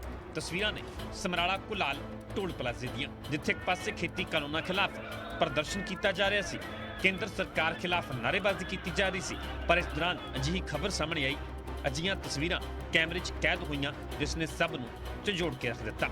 ਜਿੱਥੇ 1 ਸਾਲ ਤੋਂ ਧਰਨੇ ਤੇ ਬੈਠੇ 65 ਸਾਲਾ ਕਿਸਾਨ ਨੇ ਅਚਾਨਕ ਮੌਤ ਨੂੰ ਗਲੇ ਲਗਾ ਲਿਆ। ਟੋਲ ਪਲਾਜ਼ਾ ਤੇ ਇੱਕ ਪਾਈਪ ਦੇ ਨਾਲ ਲਟਕ ਕੇ ਖੁਦਕੁਸ਼ੀ ਕਰ ਲਈ ਤੇ ਜਿਵੇਂ ਇਹ ਖਬਰ ਹੋਰਨਾਂ ਕਿਸਾਨਾਂ ਤੱਕ ਪਹੁੰਚੀ ਤਾਂ ਅਚਾਨਕ ਮਾਤਮ ਪਸਰ ਗਿਆ। ਦੱਸਿਆ ਜਾ ਰਿਹਾ ਕਿ ਖੇਤੀ ਕਾਨੂੰਨਾਂ ਦਾ ਕੋਈ ਹੱਲ ਨਾ ਨਿਕਲਣ ਦੇ ਕਾਰਨ ਕਿਸਾਨ ਪਰੇਸ਼ਾਨ ਸੀ ਤੇ ਇਸੇ ਕਰਕੇ ਮੌਤ ਦਾ ਰਸਤਾ ਚੁਣ ਲਿਆ। ਇੱਕ ਨਾ ਬਹੁਤ ਦੁਖਦਾਈ ਖਬਰ ਹੈ। ਤਾਰਾ ਸਿੰਘ ਜੀ ਉਹ ਰਾਤ ਇੱਥੇ ਉਹਨਾਂ ਦੀ ਡੈਥ ਹੋ ਗਈ ਇਸ ਟੋਲ ਪਲਾਜ਼ੇ ਤੇ। ਜਦੋਂ ਦਾ ਅਸੀਂ ਟੋਲ ਪਲਾਜ਼ਾ ਜਾਂ ਪਿਛਲੇ ਸਾਲ ਤੋਂ ਕਿਸਾਨੀ ਸੰਘਰਸ਼ ਸ਼ੁਰੂ ਹੋਇਆ ਉਸ ਦਿਨ ਤੋਂ ਹੀ ਉਹ ਸਾਡੇ ਨਾਲ ਕਿਸਾਨ ਭਾਈਚਾਰੇ ਦੇ ਨਾਲ ਦਿੱਲੀ ਬਾਰਡਰਾਂ ਤੇ ਵੀ 4 ਮਹੀਨੇ ਲਗਾਤਾਰ ਰਹੇ। ਉਸ ਤੋਂ ਬਾਅਦ ਹੁਣ ਉਹਨਾਂ ਦੇ ਜੋ ਪਤਨੀ ਉਹਨਾਂ ਦੇ ਪਿਛਲੇ 10 ਮਹੀਨਿਆਂ ਤੋਂ ਉੱਥੇ ਲੰਗਰ ਦੀ ਸੇਵਾ ਟਿੱਕਰੀ ਬਾਰਡਰ ਤੇ ਕਰ ਰਹੇ ਨੇ। ਜਾਣਕਾਰੀ ਮੁਤਾਬਕ ਮ੍ਰਿਤਕ ਕਿਸਾਨ ਪਿਛਲੇ 1 ਸਾਲ ਤੋਂ ਖੇਤੀ ਕਾਨੂੰਨਾਂ ਖਿਲਾਫ ਇਸੇ ਹੀ ਟੋਲ ਪਲਾਜ਼ਾ ਤੇ ਡਟਿਆ ਹੋਇਆ ਸੀ, ਜਦਕਿ ਮ੍ਰਿਤਕ ਕਿਸਾਨ ਦੀ ਪਤਨੀ ਪਿਛਲੇ 10 ਮਹੀਨਿਆਂ ਤੋਂ ਟਿੱਕਰੀ ਬਾਰਡਰ ਤੇ ਕਿਸਾਨੀ ਸੰਘਰਸ਼ ਦੇ ਵਿੱਚ ਲਗਾਤਾਰ ਲੰਗਰ ਦੀ ਸੇਵਾ ਨਿਭਾ ਰਹੀ ਹੈ। ਸਾਡੇ ਬਾਪੂ ਜੀ ਸ਼ਹੀਦ ਹੋਏ ਤਾਂ ਬਾਪੂ ਤਾਰਾ ਸਿੰਘ ਰੋਲੇ ਤੋਂ, ਤੇ ਉਹ ਵੀ ਨਾਲ ਸਾਡੇ ਡਿਊਟੀ ਤੇ ਪਿਛਲੇ 9-10 ਮਹੀਨਿਆਂ ਤੋਂ ਡਿਊਟੀ ਦੇ ਰਹੇ ਨੇ ਇੱਥੇ ਟੋਲ ਤੇ ਜਦੋਂ ਅਸੀਂ ਸੌਂ ਗਏ ਉਹਨਾਂ ਤੋਂ ਬਾਅਦ ਉਹਨਾਂ ਨੇ ਕਾਲੇ ਕਾਨੂੰਨਾਂ ਦੀ ਉਹ ਨਾ ਬਾਪ ਫੋਨ ਕਰਕੇ ਟੈਨਸ਼ਨ ਦੀ ਉਹਨਾਂ ਨੇ ਗਲ ਫਰਾਹਾ ਲੈ ਲਿਆ। ਉਹ ਕਿਸਾਨ ਜਾਣੀ ਕਿ ਤਕਰੀਬਨ ਤਾਰਾ ਸਿੰਘ ਸੀਗਾ ਪਿੰਡ ਰੋਲਿਆਂ ਤੋਂ, ਉਹ ਸਾਡੇ ਨਾਲ ਪਹਿਲੇ ਦਿਨ ਤੋਂ ਹੀ ਕਿਸਾਨੀ ਸੰਘਰਸ਼ ਦੇ ਨਾਲ ਸੀ। ਇਹਦੇ ਮਨ ਦੇ ਵਿੱਚ ਇਹੀ ਸੀਗਾ, ਇੱਕ ਤਾਂ ਜਿਵੇਂ ਸੰਘਰਸ਼ ਨਾਲ ਬਹੁਤ ਜ਼ਿਆਦਾ ਜੁੜਿਆ ਹੋਇਆ ਸੀ, ਇਹ ਕਹਿੰਦਾ ਸੀ ਵੀ ਸਾਡਾ ਕੋਈ ਹੱਲ ਨਹੀਂ ਹੋ ਰਿਹਾ। ਪਿਛਲੇ 10 ਮਹੀਨਿਆਂ ਤੋਂ ਕਿਸਾਨ ਦਿੱਲੀ ਦੇ ਬਾਰਡਰਾਂ ਤੇ ਡਟੇ ਹੋਏ ਨੇ। ਪੰਜਾਬ ਦੀਆਂ ਵੱਖ-ਵੱਖ ਜਗ੍ਹਾਵਾਂ ਤੇ ਵੀ ਕਿਸਾਨਾਂ ਦਾ ਧਰਨਾ ਜਾਰੀ ਹੈ। ਹੁਣ ਤੱਕ ਕਈ ਕਿਸਾਨ ਆਪਣੀ ਜਾਨ ਗਵਾ ਚੁੱਕੇ ਨੇ, ਪਰ ਫਿਲਹਾਲ ਖੇਤੀ ਕਾਨੂੰਨਾਂ ਨੂੰ ਲੈ ਕੇ ਕੋਈ ਵੀ ਹੱਲ ਨਜ਼ਰ ਨਹੀਂ ਆ ਰਿਹਾ। ਫਤਿਹਗੜ੍ਹ ਸਾਹਿਬ ਤੋਂ ਗੁਰਦੀਪ ਸਿੰਘ, ਨਿਊਜ਼ 18 ਪੰਜਾਬ।